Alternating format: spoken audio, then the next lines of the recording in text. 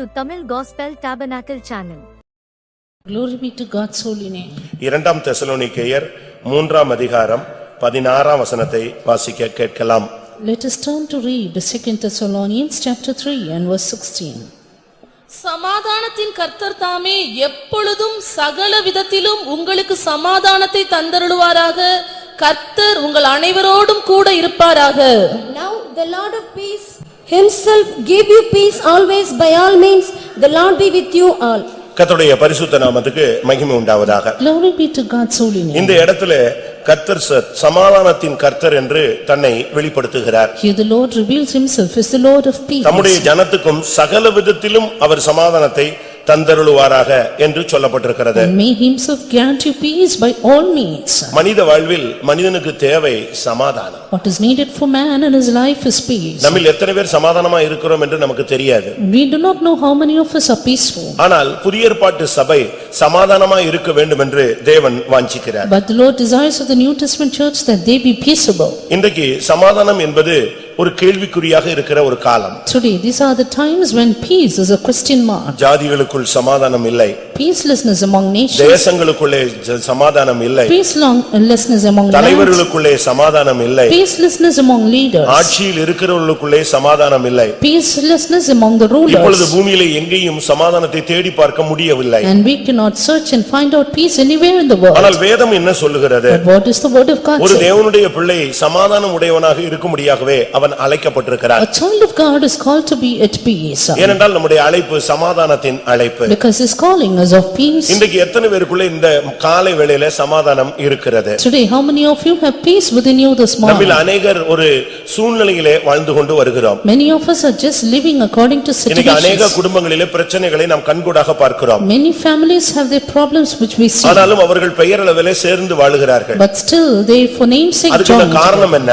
What is the reason? பிள்ளைகளுக்காக வாழ்கிறோம். They live for the children. இந்த ஒரு காரியத்தை வைத்துதான் அநேக குடும்பங்கள் சிதறாமல் ஒரு ஏதோ லேசாக ஒட்டி கொண்டிருக்கிறார். Many families are knit at least a little and not divided because of their children. ஆனால் மெய்யான சமாதானம் என்பது இன்றைக்கு சபைகளுக்குள்ளே கூட இல்லாமல் காணப்படுகிறது. But the true peace does not prevail even among the churches. எந்த குடும்பத்திலே சமாதானம் இல்லையோ அந்த குடும்பம் தேர்ச்சி வளர்ச்சி முன்னேற்றம் அடையாது. The family which doesn't have peace cannot have the progress.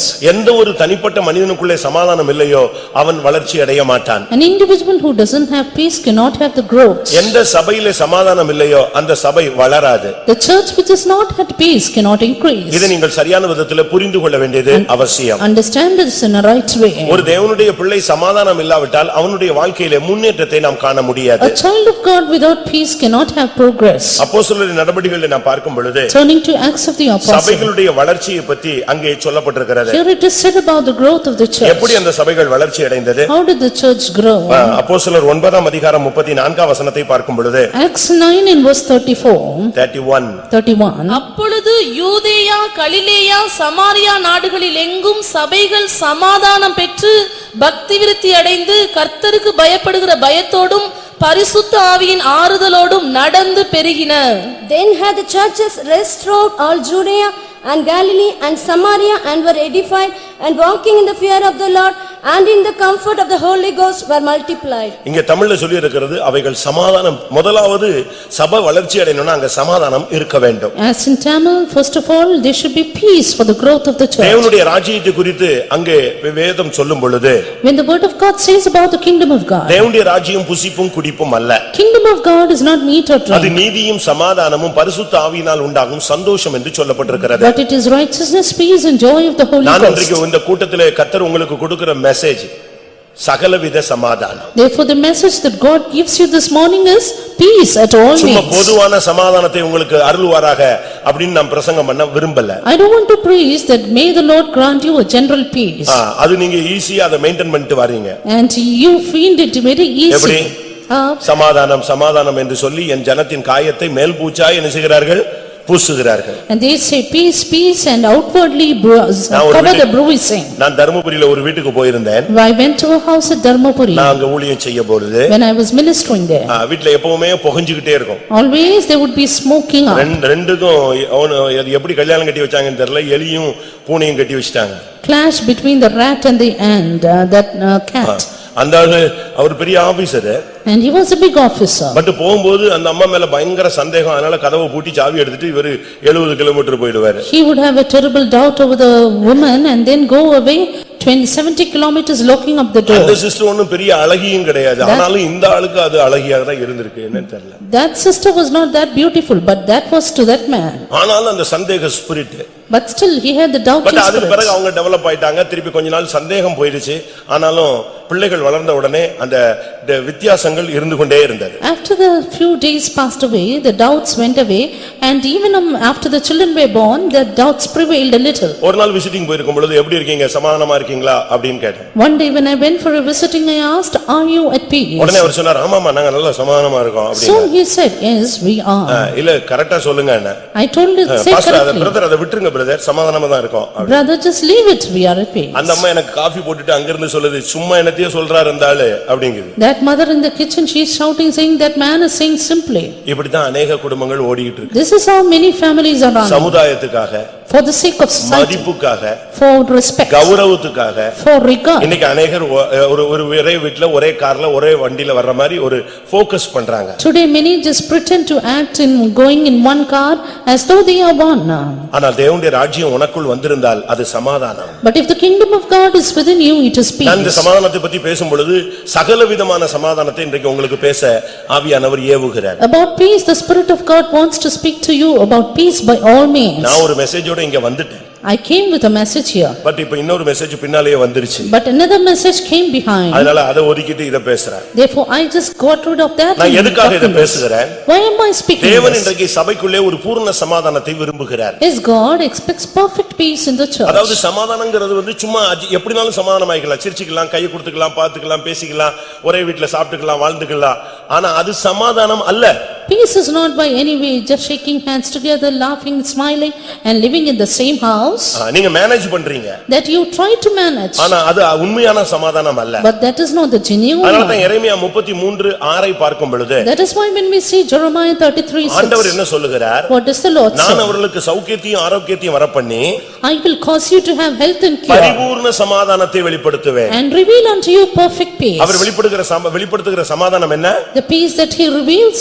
சமாதானம் அல்ல, Not just peace. பரிபூரணமான சமாதானம். Abundance of perfect peace. அதைத்தான் இந்த இடத்துல சொல்லி இருக்கிறது, சகலவிதமான சமாதானம். That is what it is said here, peace by all means. ஒரு தேவனுடைய பிள்ளைக்குள்ள இருக்கிற சமாதானம் எந்த தன்மை உள்ளது? Peace in a child of God, of what attribute it அதை is. நீங்க சரியான விதத்துல சத்தியத்தை புரிஞ்சுக்கொள்ளுங்க. Understand the truth carefully. ஒரு விசுவாசிக்குள்ள இருக்கிற இல்லாவிட்டால் ஒரு ஊழியக்காரனுக்குள்ள இருக்க வேண்டிய சமாதானம் என்ன? A peace that ought to be found in a servant of God or a believer. யோவான் எழுதின சுவிசேஷம் 14ஆம் அதிகாரம் Turning to John the Gospel chapter 14. 27ஆம் வசனத்திலே In verse 27. ஒரு சமாதானம் சொல்லப்பட்டிருக்கிறது. A peace has been mentioned.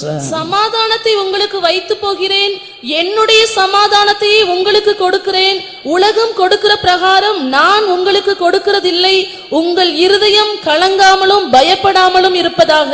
Peace I leave with you, my peace I give unto you, not as the world giveth, give I unto you. Let not your heart be troubled, neither let it be afraid. கர்த்தருடைய பரிசுத்த நாமத்துக்கு மகிமை உண்டாவதாக. Glory be to God's holy இங்கே name. இயேசு சொல்லுகிறார், என் சமாதானத்தை உங்களுக்கு தருகிறேன். Jesus said, "My peace I leave with you." ஆண்டவருடைய சமாதானம் என்ன?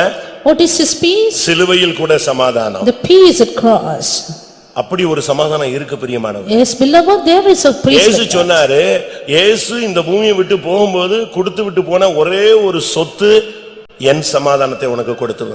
Jesus said, "The only treasure which I leave with you for leaving this world is my peace." என் சமாதானத்தை உங்களுக்கு வைத்து போகிறேன். My peace I leave with you. என்னுடைய சமாதானத்தையே நான் உங்களுக்கு கொடுக்கிறேன். My very peace I give unto you. இந்த கூட்டத்தில் இருக்கிற ஒவ்வொரு தேவனுடைய பிள்ளைகளும் இப்ப ஒரு சுய பரிசோதனை பண்ணி பாருங்க. Every child of God in this meeting make a self examination.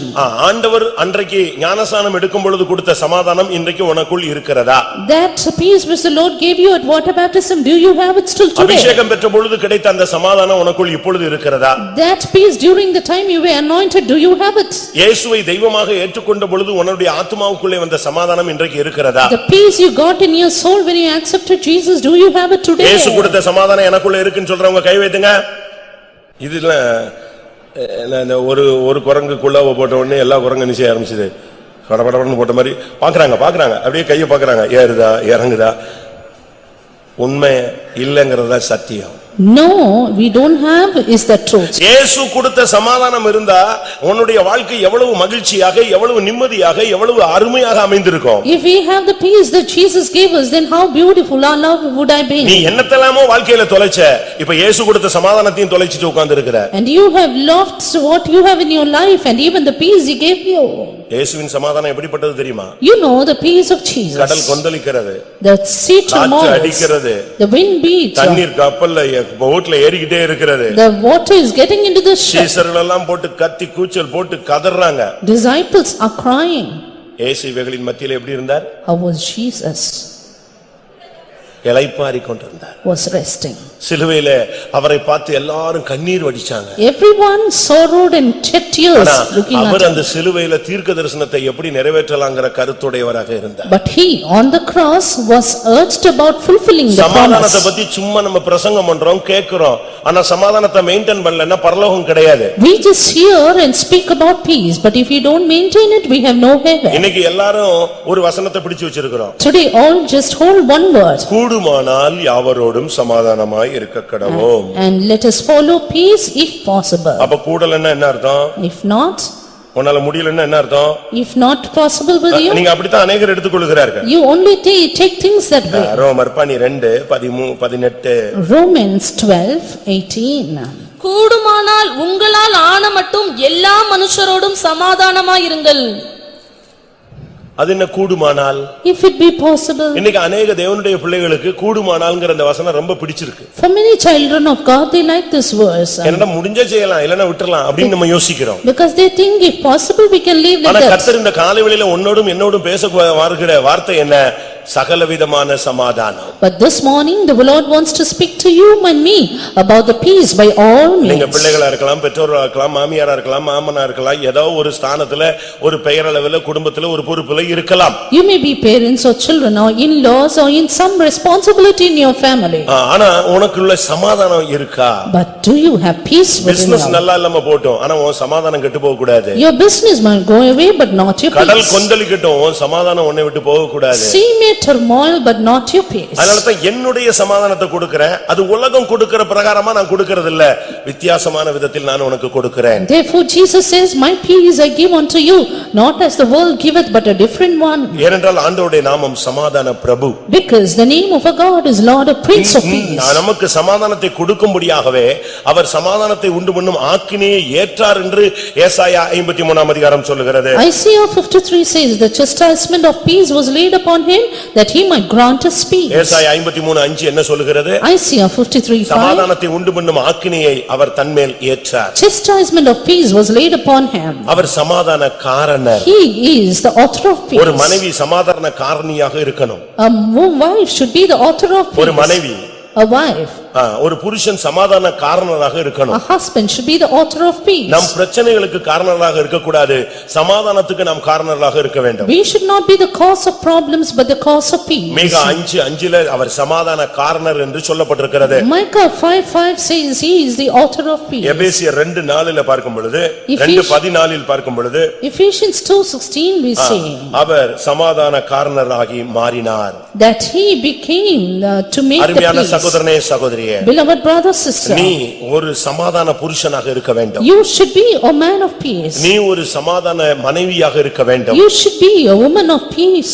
சமாதானம் பண்ணுகிறவர்கள் பாக்கியவான்கள். Blessed are the அவர்கள் peacemakers, தேவனுடைய புத்திரர் என்று எண்ணப்படுவார்கள். for they shall be called the sons of உங்க God. குடும்பத்துல சில நேரங்கள்ல சமாதான குறைவுகள் வரலாம். There may be peacelessness at times, உடனே நீங்க சமாதானத்தை உண்டு பண்ணணும். but soon create peace. அதுக்காக தாழ்ந்து போறது தவறு கிடையாது. For that, humbling yourself is not அதுக்காக wrong. விட்டு கொடுப்பது தவறு கிடையாது. Giving up is not wrong. அதற்காக மன்னிப்பு கேட்பது தவறு கிடையாது. Asking pardon is not wrong. அதற்காக கொஞ்ச நேரம் தாழ்ந்து போறதுல எந்த தவறும் கிடையாது. Humiliating yourself is not wrong. நீங்களா போய் முதல்ல பேசுகிறது தவறு கிடையாது. You going first to speak is not wrong. இறங்கி போய் மன்னிப்பு கேட்பது தவறு பாவம் கிடையாது. Getting down to ask for forgiveness is not wrong. சமாதானம் பண்ணுகிறவர்கள் பாக்கியவான்கள். Blessed are the peacemakers. ஒரு பெற்றோர்களுக்குள்ள பிரச்சனைனா பிள்ளைகள் அதை தீர்த்து வைக்கலாம். If there is a problem between the parents, children can do பிள்ளைகளுக்குள்ள அது it. இருந்தா பெற்றோர்கள் தீர்த்து வைக்கலாம். வைக்கலாம். And even the problem of children, parents can do it. விசுவாசிகளுக்குள்ள ஒரு பிரச்சனைனா ஊழியக்காரன் தீர்த்து வைக்கலாம். Problem among the believers, servants of God can do it. அதுக்கு தான் சபையில நம்ம வந்து இருக்கிறோம். It is for that we are coming to the church. உங்களில் ஒருவனுக்கு பிரச்சனை இருந்துச்சுனா அவன் சபையில 2-3 பேரை வச்சு பேசுங்கள். If there is a problem among one among you, you can speak with two or சபையின் three. மூப்பரை வச்சு பேசுங்க. Then call for the elders of the church. அதுல கட்டுப்படலன்னா அவன் அஞ்ஞானி என்று வேதம் சொல்லுகிறது. And if not, he is ignorant, says the word of God. நீங்க சமாதானத்துக்காக என்ன செஞ்சிருக்கீங்க? What have you done for peace? நம்ம என்ன நினைக்கிறோம்? What do we think? அவன்தான பண்ணா, அவன்தான பேசினா, அவன் வரட்டும், அவ வரட்டும் அப்படி நம்ம உட்கார்ந்து இருக்கிறோம். He did it, he spoke, let him come. ஒரே வாழ்க்கை. Just one word. ஒரு டைம் தான் உனக்கு வாழ்க்கை. One life. திருப்பி திருப்பி நீ இந்த உலகத்துல பிறக்க போறது இல்ல. You are not going to be born again. அந்த ஒரு வாழ்க்கை 70 வருஷம் இல்லனா 80 வருஷம். Just one life of 70 years span.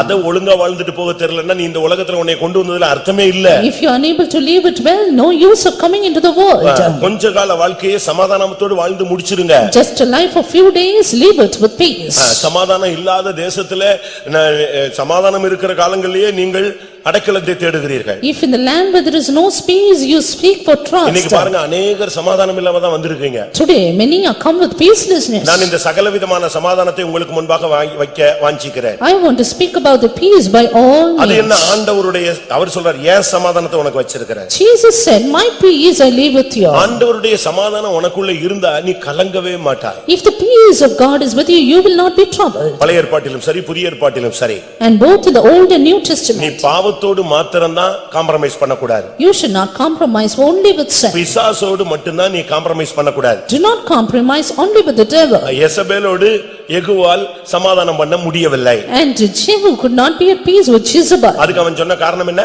Reason? ஒன்னு பாவம் ஒன்னு பிசாசு. One sin, other devil. ஒன்று வேசித்தனம் மற்றொன்று பில்லிசூனிய வல்லமைகள். One boredom, other sorcery. அந்த ரெண்டுல மட்டும் தான் அவனால காம்ப்ரமைஸ் பண்ண முடியலன்னு சொல்றான். Yes, he says he could not compromise with this too. வேதம் என்ன சொல்லுகிறது? What does the word of God say? உன்னுடைய தாயாகிய யெசபேலுடைய பில்லிசூனியங்களும் வேசித்தனங்களும் இவ்விதமாய் இருக்கும் பொழுது எப்படி சமாதானத்தை பத்தி பேசுகிறாய் அப்படினு சொன்னான். And when the boredom and the sorcery of your mother, the Jezebel is like this, how can you be at peace? இரண்டாம் ராஜாக்கள் 9:22 இந்த வார்த்தை சொல்லப்பட்டிருக்கிறது. 2 Kings 9:22 says about this. வேசித்தனம் அது பாவம். Boredom is sin. பில்லிசூனியம் அது பிசாசின் தூண்டுதல். Witchcraft is an urging of the இந்த devil. ரெண்டுல தான் நம்மளால காம்ப்ரமைஸ் பண்ணி போக முடியாது. Yes, we cannot compromise with these two. மற்ற எல்லா சூழ்நிலையிலும் நீ காம்ப்ரமைஸ் ஆயிதான் போக வேண்டும். You should certainly get compromised with all other situations. தேவனுடைய ராஜ்யத்தின் ஒரு போர்ஷன் சமாதானம். The portion of the kingdom of God is peace. இன்னைக்கு எத்தனை பேருக்கு சமாதானம் இருக்கு? How many of you have peace today? ஒரு சிலர்லாம் சிலர்ட்ட பேசுறது வருஷக்கணக்கா பேசுறது இல்ல. Some years together do not speak with others. முகத்திலேயே முழிக்கிறது இல்ல. They do not even seek at the face. அதுக்கு ராபோஜனமே எடுக்கிறது இல்ல. And they don't take the communion. அப்படி உட்கார்ந்தாலும் 4 லைன் தாண்டி போய் உட்கார்றது. And if at all they sit far நீ away. மனைவியோடு பேசாம எத்தனை வருஷம் இருக்க போற? How are you going to remain without speaking? நான் ஒரு வீட்டுக்கு போனேன். I went to a house. புருஷனுக்கும் மனைவிக்கும் பயங்கரமான பிரச்சனைகள். Terrible problem is when husband and wife. CSI இது நம்முடைய அது அவர் CSI பேக்ரவுண்ட் இது CPM background. One of a CSI background, other of a CPM background. ரெண்டு பேருக்கும் பயங்கர பிரச்சனைகள். Terrible conflict between them. அழகான ரெண்டு குழந்தைகள். Two beautiful children. நல்ல வருமானம். And good income. நல்ல டாக்டர்ஸ் அவங்க. Good doctors. ஆனா ரெண்டு பேருக்கும் சரியான miss understanding. But both of them had a terrible misunderstanding. ரெண்டு ஒரே வீட்ல தான் இருக்கு. In a same house. இவர் அங்க தான் இருப்பாரு. காலையில எழும்புவாரு, டேபிள்ல காபி வரும். He would get up, there will be coffee in the table. அதுக்கு பிறகு அவர் போய்டுவாரு. Then he will go. அவர் புறப்பட்டு கார் எடுக்க வராருன்னா டிபன் வந்து டேபிள்ல உட்கார்ந்திருக்கும். And then even before that the breakfast will be in the table. அவங்க வேலைக்காரி கொண்டு வந்து வச்சிருவா. The servant will come and keep it. அதுக்குள்ள டிரைவர் வந்துருவான், பிள்ளைகளை வந்து நீச்சலுக்கு அது இதுக்குன்னு கொண்டு போய்டுவான். Then the driver will come and take the children for swimming class. திருப்பி கார் வரும், அவர் போய்டுவாரு, இந்த பிள்ளைங்க எல்லாம் ஸ்கூலுக்கு போய்டும். Again the car will come, he will leave and the children too. இந்த அம்மா கீழ உள்ள ரூம்ல தங்குவாங்க, அவர் மேல உள்ள மாடியில தங்குவார். This mother would be in the lower portion and he in the upper portion of the house. Just 2 years. காலையில அவர் CSI சர்ச்சுக்கு கிளம்புவார். Morning he would go to the CSI. இவங்க அவங்க பின்னாலயே போவாங்க. And she would go behind him. அவர் கார்ல ஏறி start பண்ணாருன்னா இவங்க ஏறி கார்ல உட்காருவாங்க. And when he starts the car, she would sit inside. அதே மாதிரி சர்வீஸ் முடிச்ச உடனே கார்ல ஏறின உடனே கார்ல ஏறிடுவாங்க. After the service, when he gets into the car, she too would ஒரு go. நாள் இவங்க நம்ம சர்வீஸ்க்கு வந்துட்டாங்க. One day she came to our service. என்னன்னு கேட்டேன். I asked why. சர்வீஸ் முடிஞ்ச உடனே பரவாயில்லை இன்னைக்கு CPM கொண்டீங்களே அப்படினு கேட்டேன். I asked after the service, you have come to CPM இல்ல today. நான் சர்வீஸ்க்கு போனேனா? No, I went to the service. அங்க நான் எனக்கு பிரச்சனையான அந்த பெண் வந்து விட்டாள். There the problematic girl came. இவர்ட்ட கதை அடிச்சிட்டு இருக்கிற பொண்ணு வந்துட்டா. அவளை பார்த்த உடனே எனக்கு டெம்பர் ஏறி போச்சு. And soon my temper was high. உடனே எங்க வீட்டுக்காரர் சர்வீஸ்ல என்னை திரும்பி பார்த்தார். And my husband looked back at me. நான் tension ஆயிட்டேன்னு கண்டுபிடிச்சிட்டாரு. He saw that I was in tension. இப்போ என்னவாது இங்க சர்ச்சில பண்ணிடுவான்னு வேகமா வந்து கார் ஸ்டார்ட் பண்ணிட்டாரு. And he soon came and opened the car, started it. அதே வேகத்துல வந்து நான் கார்ல ஏறி. And I also got into the car. என் வீட்ல வந்து நிறுத்தினாரு, அவர் கார் எடுத்துட்டு போயிட்டாரு, நான் இங்க வந்துட்டேன். He stopped at my house and he took the car and went and I came here. 2 வருஷம் 2 years. சுத்தமா பேச்சுவார்த்தை கிடையாது. No speech at all. கரெக்ட்டா 1ஆம் தேதி Exactly first day. இந்த அம்மா டேபிள்ல உட்கார்ந்துச்சுனா அப்படி ஒரு கட்டு தூக்கி போடுவார், 25000 ரூபாய் கட்டு பொத்துன்னு வந்து விழும், எடுத்துக்க வேண்டியது. She would sit in the table and he would put away 25,000 notes at நான் இதெல்லாம் எதுக்கு சொல்றேன்னு நீங்களும் இதே policy எடுத்துறாதீங்க. Why I say this is don't remain in this policy. ரொம்ப கீனா அப்சர்வ் பண்றீங்க இந்த மேட்டரை. ஓஹோ இப்படி ஒரு பாலிசி இருக்குன்னு நினைச்சிட்டு நீங்களும் 1500 ரூபாய் தூக்கி டமால் டேபிள்ல போட்டு புறப்பட்டு போய்டாத. You all cleanly observe saying I can also do that, never do that. கடைசில ரெண்டு பேருடைய பிரச்சனை வீடுகளுக்கு தெரிஞ்சு பெரிய சண்டையாச்சு. Finally when their problems reached their houses it was a big quarrel. நான் சொன்னேன் நீங்க சமாதானமா போகலாமே. I said you can go in peace. தேவன் அறியாம ஒண்ணும் நடக்காதே. Nothing will happen without the knowledge of God. You have to humiliate yourself. அவங்க parents வந்து அந்த வீட்ல பயங்கர பிரச்சனை பண்ணிட்டாங்க. Their parents did a great problem in the house. ரெண்டு பிள்ளைங்க இருக்காங்க. They have both 2 children. இந்த பேக்ரவுண்ட் சிபிஎம்ல அரவெக்காடு பேக்ரவுண்ட் இவங்க எல்லாம். The CPM background people were partially CPM. Half boil இந்த டீம் எல்லாம். They were half boiled. இவங்க என்ன பண்றது? You know what they did? நான் என் பொண்ணை கூட்டி போறேன். They said we are going to take the girl. என் பொண்ணுக்கு இன்னைக்கு கல்யாணம் கட்டி வைப்பேன். And today itself we'll marry her to another.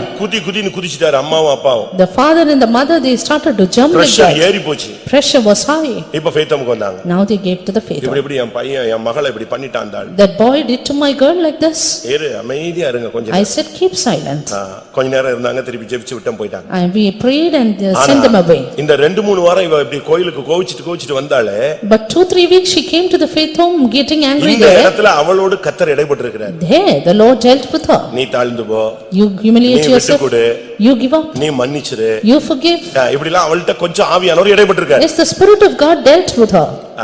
இந்த பேரண்ட்ஸ் போன உடனே When the parents went, ரெண்டு பேரும் பேச ஆரம்பிச்சிட்டாங்க. Started to talk. 2 வருஷம் பேசாத கேஸ் ரெண்டும் பேச ஆரம்பிச்சிச்சு. They both started to speak after 2 years. ஊமைகள் ரெண்டும் பேச ஆரம்பித்தன. Dumb started to speak. ஊமை பிள்ளைங்க எல்லாம் பேச ஆரம்பிச்சதுன்னா லடலடன்னு பேசிட்டே இருக்கும். And the dumb children when they are allowed to speak they'll keep on speaking. இப்ப ரெண்டு பேரும் பேச ஆரம்பிச்சிட்டாங்க. Both of them started to speak. அந்த சகோதரன் சொன்னாரு, The brother said, நீ எனக்கு மனைவியா?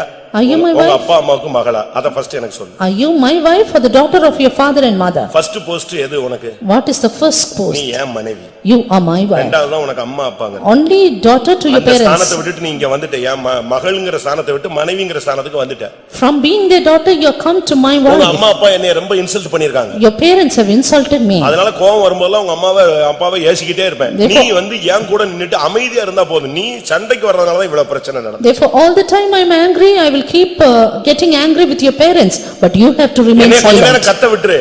You just leave me to shout. இப்படி எல்லாம் கொஞ்ச நேரம் பேசினவனே இது சரி சாரின்னுச்சு. And then she said sorry. இவங்க ரெண்டு பேரும் திருப்பி பிள்ளையை கொண்டு போயிரலாமா, கூட்டி போயிரலாமா, பிள்ளைகளை விட்டுட்டு போகவா, மகளை மட்டும் கூட்டி போவான்னு அங்க போன உடனே மகா கூப்பிட்டு, டாடி நீங்க ரெண்டு பேரும் கிளம்புங்க, அம்மாவும் அப்பாவும் கிளம்புங்க, நாங்க பாத்துக்கிறோம். Both the parents went there with a great decision but the daughter sent them away saying please go away. நீங்க ரெண்டு பேரும் வீட்டுக்கு போங்க. Both of them please go away. அப்ப என்ன பண்ண போறாங்க? Now what are they going to நான் do? பேசிட்டேன், சமாதானமாயிடுச்சு. I have spoken with my husband, we are at peace. நல்லா இருக்கறாங்க. Yes, today they are together. சமாதானத்தின் தேவன். Lord of peace. சமாதானத்தின் தேவன் உன்னுடைய வாழ்க்கையில இருந்தா உன் குடும்பத்துல ஏதாவது பிசாசு வந்துச்சுன்னா அப்படியே கால்ல போட்டு மிதிச்சிடுவாரு. If the God of peace is with you, then if any devil will come in, you will bruise him under your feet. ஏனென்றால் தேவனுடைய ஒரு நாமம் சமாதானத்தின் தேவன். Because the name of a God is God of peace. ரோமர் 16:20 என்ன சொல்லுகிறது? What does Romans 16:20 say?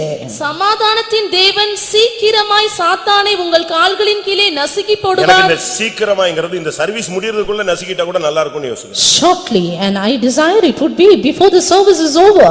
பிரிஞ்சு போன குடும்பங்கள்லாம் 12:30க்கு சேர்ந்துட்டா எவ்வளவு நல்லா இருக்கும். Divided families by 12:30 if they are joined. நீங்க நினைக்கிறீங்க நீங்க பரலோகத்துக்கு போயிருவீங்க. நீங்க பரலோகத்துக்கு போனா உங்க வீட்டுக்காரரு அங்க அப்படியே நரகத்துல தொங்கிக்கிட்டு உங்களை பார்த்து கூப்பிடுவாரா? You think you will go to heaven and your brother will be in hell calling at you? சமாதானம் என்பது மிகவும் கடினமான ஒரு பாதை. Peace is a difficult path. ஆனா அத பயிற்சி விக்கிறது ஒரு தெய்வீகமான ஒரு செயல். But practicing it is a divine work. நீங்கள் சமாதானத்தை பேணுங்கள்.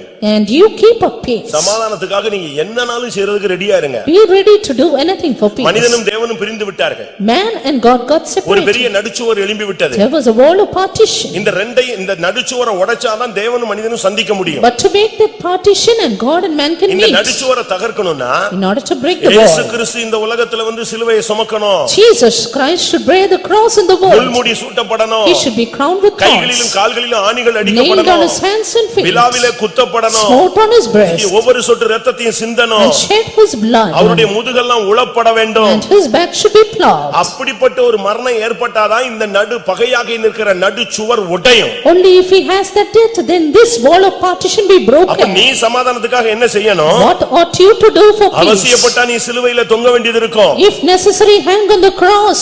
இந்த மார்க்கம் சுலபமான மார்க்கம் அல்ல. this religion is not that easy. ஆனா நீ சமாதானத்தை உண்டு பண்ணி விட்டால் but if you make peace நீ தேவனுடைய புத்திரன் என்று எண்ணப்படுவாய். you will be called the sons of பரலோக God. ராஜ்யம் உங்களுடையது. kingdom of God is yours. கர்த்தருடைய பரிசுத்த நாமத்துக்கு மகிமை உண்டாவதாக. glory be to God's holy name. சமாதானம் இல்லாம ஒருத்தன் பரலோக ராஜ்யத்துல கால் எடுத்து வைக்க முடியாது. with no peace you cannot gain entry into heaven. நீ சண்டை போட்டு அடிச்சு துரத்தி விட்ட ஒரு ஆளு நரகத்துல இருந்துகிட்டு உடனே அப்படியே புதிய எருசலேம் சீயோன்ல அப்படியே வரவேற்று கொண்டு போனா அவன் பார்த்து சொல்லுவான் என்னகிட்டயே சமாதானம் ஆகல அப்படிமா. a man whom you have beaten and scolded, if he is in the hell and if the angels are going to welcome you into heaven, you cannot be இன்னைக்கு accepted. எத்தனை பேருக்குள்ள சமாதானம் இருக்கிறது? how many of you have peace? நான் ஒரு சில சமாதானத்தின் அனுபவங்களை உங்களுக்கு முன்பாக வைக்க விரும்புகிறேன். let me place before you certain experiences of peace. Mark 9:34 பார்க்கும் பொழுது turning to Mark 9:34.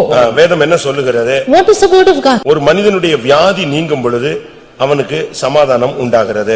when a man is freed from a sickness he has peace. ஒரு தேவனுடைய பிள்ளையினுடைய சரீரத்துல வியாதி நீங்கும் பொழுது நீ உன் வியாதி நீங்கி சமாதானமாயிரு என்ற அந்த வார்த்தையை மட்டும் எடுங்க. when sickness is gone from a man's body he has peace in him. ஒரு தேவனுடைய பிள்ளையினுடைய வாழ்க்கையில தேவன் அதை எதிர்பார்க்கிறார். as Lord expects that from the life of a child of God. ஆவிக்குரிய வாழ்க்கையில வந்துட்ட பிறகு after coming into the spiritual life, வியாதி ஒரு மனிதனுக்குள் இருக்கிற வரைக்கும் அவனுக்கு சமாதானம் இருக்காது. as long as sickness is in a man he will not have peace. இன்றைக்கு எத்தனை பேருக்கு இப்படிப்பட்ட அனுபவங்கள் இருக்கிறது? today how many of you have this experience? அநேக தேவனுடைய பிள்ளைகளுக்குள்ள வியாதி இருக்கிறது. in many children of God there is sickness. அந்த வியாதி இருக்கிற வரைக்கும் அந்த வேதனை அவங்களை முள்ளு போரி குத்திக்கிட்டே இருக்கும். as long as the sickness is there we will have the thorn like pain. அவைகள் அவனை விட்டு போகாத வரைக்கும் அவனுக்கு சமாதானம் இருக்காது. until it doesn't depart they will not have peace. Mark 5:34. Sorry நான் 9:34 சொல்லிட்டேன். Mark 5:34. அவர் அவளை பார்த்து மகளே உன் விசுவாசம் உன்னை ரட்சித்தது நீ சமாதானத்தோடே போய் உன் வேதனை நீங்கி சுகமாயிரு என்றார். வியாதி ஒரு மனிதனுடைய சமாதானத்தை கெடுத்து விடுகிறது. sickness destroys a man's peace. விசுவாசத்தை கெடுத்துறது. destroys his faith. அவனுடைய நம்பிக்கையை கெடுத்துறது. corrupts his hope. அவனுடைய வேலையை தொழிலை கெடுத்துறது. corrupts his life occupation. அவனுடைய வாழ்க்கையினுடைய வருங்காலத்தை கெடுத்து விடுகிறது. and even destroys his future. முதலாவது சமாதானம் என்பது ஒரு மனிதன் சுகமாவதில் அவனுக்கு கிடைக்கிறது. firstly peace is received by a man's healing. என்னதான் நம்ம எழுப்புதலா பிரசங்கம் பண்ணாலும் அவனுடைய வியாதி சுகமாகாவிட்டா அவன் துக்கத்தோட தான் திரும்பி போவான். how much ever the revilistic message may be, if he is not healed he will go in sorrow. ஏனென்றால் வியாதி ஒரு முள்ளு. because sickness is a thorn. அந்த முள்ளு குத்திக்கிட்டே இருக்கும். the sting will sting. அது ஒரு சாத்தானுடைய தூதன் என்று பவுல் பேசுகிறார். and Saint Paul says it is the angel of the devil. இந்த முள்ளு இருக்கிற வரைக்கும் அவனுக்கு ஒரு பீஸ்ஃபுல்லா ரன் பண்ணவே முடியாது. as long as this thorn is there he cannot be peaceable. உங்களுடைய சரீரங்கள்ல எத்தனை பேருக்கு இப்படி ஒரு முள்ளு இருக்கு? how many of you have this sting in your body? ஏதோ ஒரு வேதனை உங்களில் எத்தனை பேருக்கு குத்தி கொண்டிருக்கிறது? some pain in your body, how many have it? முதலாவது சமாதானம் என்பது ஒரு மனிதனுடைய சுகத்தில் இருக்கிறது. first peace depends on a man's healing or cure. நமக்கு பலவிதமான வியாதியில நம்ம கஷ்டப்படுறோம். we suffer with various sickness. அது வெளியே சொல்ல முடியாத வியாதிகள் இருக்கிறது. sickness cannot be told நம்ம outside. டீசன்ட்டா ஹைலி டீசன்ட்டா சொல்லக்கூடிய வியாதிகள் இருக்கு. sickness which are told decently. அப்படிதான் அநேகர் சொல்றாங்க. that is how many tell this. உடனே அவங்க சுகர்ங்கறத ஒரு பெரிய காஸ்ட்லி வியாதி தான், உண்மைதான் ஒத்துக்கறேன். ஆனா அதையும் நம்ம ஆளுங்க ரொம்ப டீசன்ட்டா சொல்லிட்டே இருக்காங்க. diabetes is a very costly disease but they decently tell it. எனக்கு சுகர் வந்து 2 விரலை எடுத்து விட்டார்கள். என்ன ப்ரமோஷனா கொடுத்துட்டாங்க. because of my diabetes they have taken away 2 fingers. 2 விரல் போயிடுச்சு. அத பத்தி உனக்கு துக்கம் வரல. எனக்கு சுகர்ல 2 விரல் போயிடுச்சு. ஒரு 78000 ரூபாய் ஃபீஸ் கட்டினேன். உன் சம்பாத்தியம் எல்லாம் வீணா போகுது, புறத்தியாருடைய வீட்டுக்கு போகுதுங்கிறத புரிஞ்சுக்க. Understand your earnings are going in vain because of your sickness. பிரியமானவர்களே, And Priyanavada, வியாதி உன்னை விட்டு நீங்கும் பொழுது உனக்கு ஒரு சமாதானம் கிடைக்கும். when sickness is gone, you will have peace. இரண்டாவதாக வேதத்தை நான் பார்க்கும் பொழுது Secondly, looking into the word of ஒரு God, மனிதனுக்கு எப்படி சமாதானம் கிடைக்கிறது? how shall a man receive யோபு peace? 22 அதிகாரம் 21 வசனத்தை பார்க்கும் பொழுது Job 22 நான் and சகல verse விதமான 21. சமாதானத்தை பேச And ஆரம்பிக்கிறேன். speaking the peace of all ஒன்று, means, வியாதியிலிருந்து உனக்கு விடுதலை கிடைச்சா உனக்கு ஒரு சமாதானம் கிடைக்கும். once freed from sickness, you will have peace. இரண்டாவது, 2, நீ அவரோடு பழகினால் உனக்கு சமாதானம் இருக்கும். if you acquaint with him, you will have peace. யோபுனுடைய நண்பர்கள் அவனுக்கு ஒரு ஆலோசனை சொன்னார்கள். Yes, the friends of Job told him a counsel. நீர் அவரோடு பழகி சமாதானமாயிரும். Acquaint thyself with him and be at தேவனோடு peace. ஒரு ரிலேஷன்ஷிப் உனக்கு வேணும். You need a relationship with God. நீங்க நண்பர்களோடு நல்ல ரிலேஷன்ஷிப் வைக்கிறீங்க. You have a good relationship with your friends. ஒரு சிலருக்கு குடும்பத்துல நல்ல ஐக்கியம் இருக்கிறது. Some are good unity in their family. ஆனா தேவனோடு உனக்கு ஐக்கியம் இல்ல. But no, you acquaintance with நீ God. அவரோடு பழகு, Acquaint with him அவரோடு பேசு. and speak with நீங்க him. ஏனோக்கின் வாழ்க்கையை நீங்க பார்த்தீங்கன்னா Look at the life of அது ஒரு Enoch. ஆச்சரியமான லைஃப். A surprising அந்த life. காலத்துல நம்மை போல 30 வருஷம் 40 வருஷத்துல சாகுறது கிடையாது. And not that they die 40 or 30 years like us today. அந்த நாட்களிலே நீங்க பாத்தீங்கன்னா 900 மேலலாம் ஜனங்கள் வருஷக்கணக்கா உயிர் வாழ்ந்தார்கள். During those days, people lived years together, about 900 years in all. ஏனோக்கு 365 வருஷம் உயிரோடு இருந்தான். Enoch lived 365 years. 65 வயதுல அவன் தேவனை ஏற்றுக்கொண்டான். When 65, he accepted God. அந்த 65ல இருந்து 300 வருஷம் அவன் தேவனோடு நல்ல ரிலேஷன்ஷிப், From the- அவரோடு நடந்தான், பேசினான். From then on, all the 300 years, he walked with God, spoke with him. அவரோடு பழகி சமாதானமா இருந்தான். He was acquainted with God and was at peace. ஆனா அதுக்காக அவன் சாமியார் ஆயிட்டான் நான் சொல்ல வரல. But for that, he was no hermit. இல்லாவிட்ட சன்னியாசி ஆயிட்டான் நான் சொல்ல He வரல. was not a sannyasi. அவன் குடும்ப வாழ்க்கை வாழ்ந்தான். He lived a family life. அவன் 300 வருடம் தேவனோடு சஞ்சரித்துக் கொண்டிருந்து குமாரர் குமாரத்திகளை பெற்றான். For 300 years, he walked with God and begat sons and daughters. அப்ப 300 வருஷம் அவன் குடும்பத்துல இருந்தான்னு சொன்னா இன்னைக்கு ஒரு நாள் கூட வீட்ல இருக்க முடியாம ஓடிடுறான் நம்ம ஆளுங்க. Today, people cannot live for one day and they are just fleeing away. ஒரு நாள் லீவ்ல வீட்ல இருக்கிறது அவனுக்கு யுகம் கலந்த மாதிரி இருக்கு. வேலைக்கே போயிருக்கலாமோ, பிசினஸ்க்கே போயிருக்கலாமோ, தெரியாம வீட்டுக்கு வந்துட்டனோ அப்படிலாம் யோசிக்கிறான். Being in the house for one day's leave, they think it is years together rolled away. ஆனா அவன் 300 வருஷம் தேவனோடு இருந்தான்.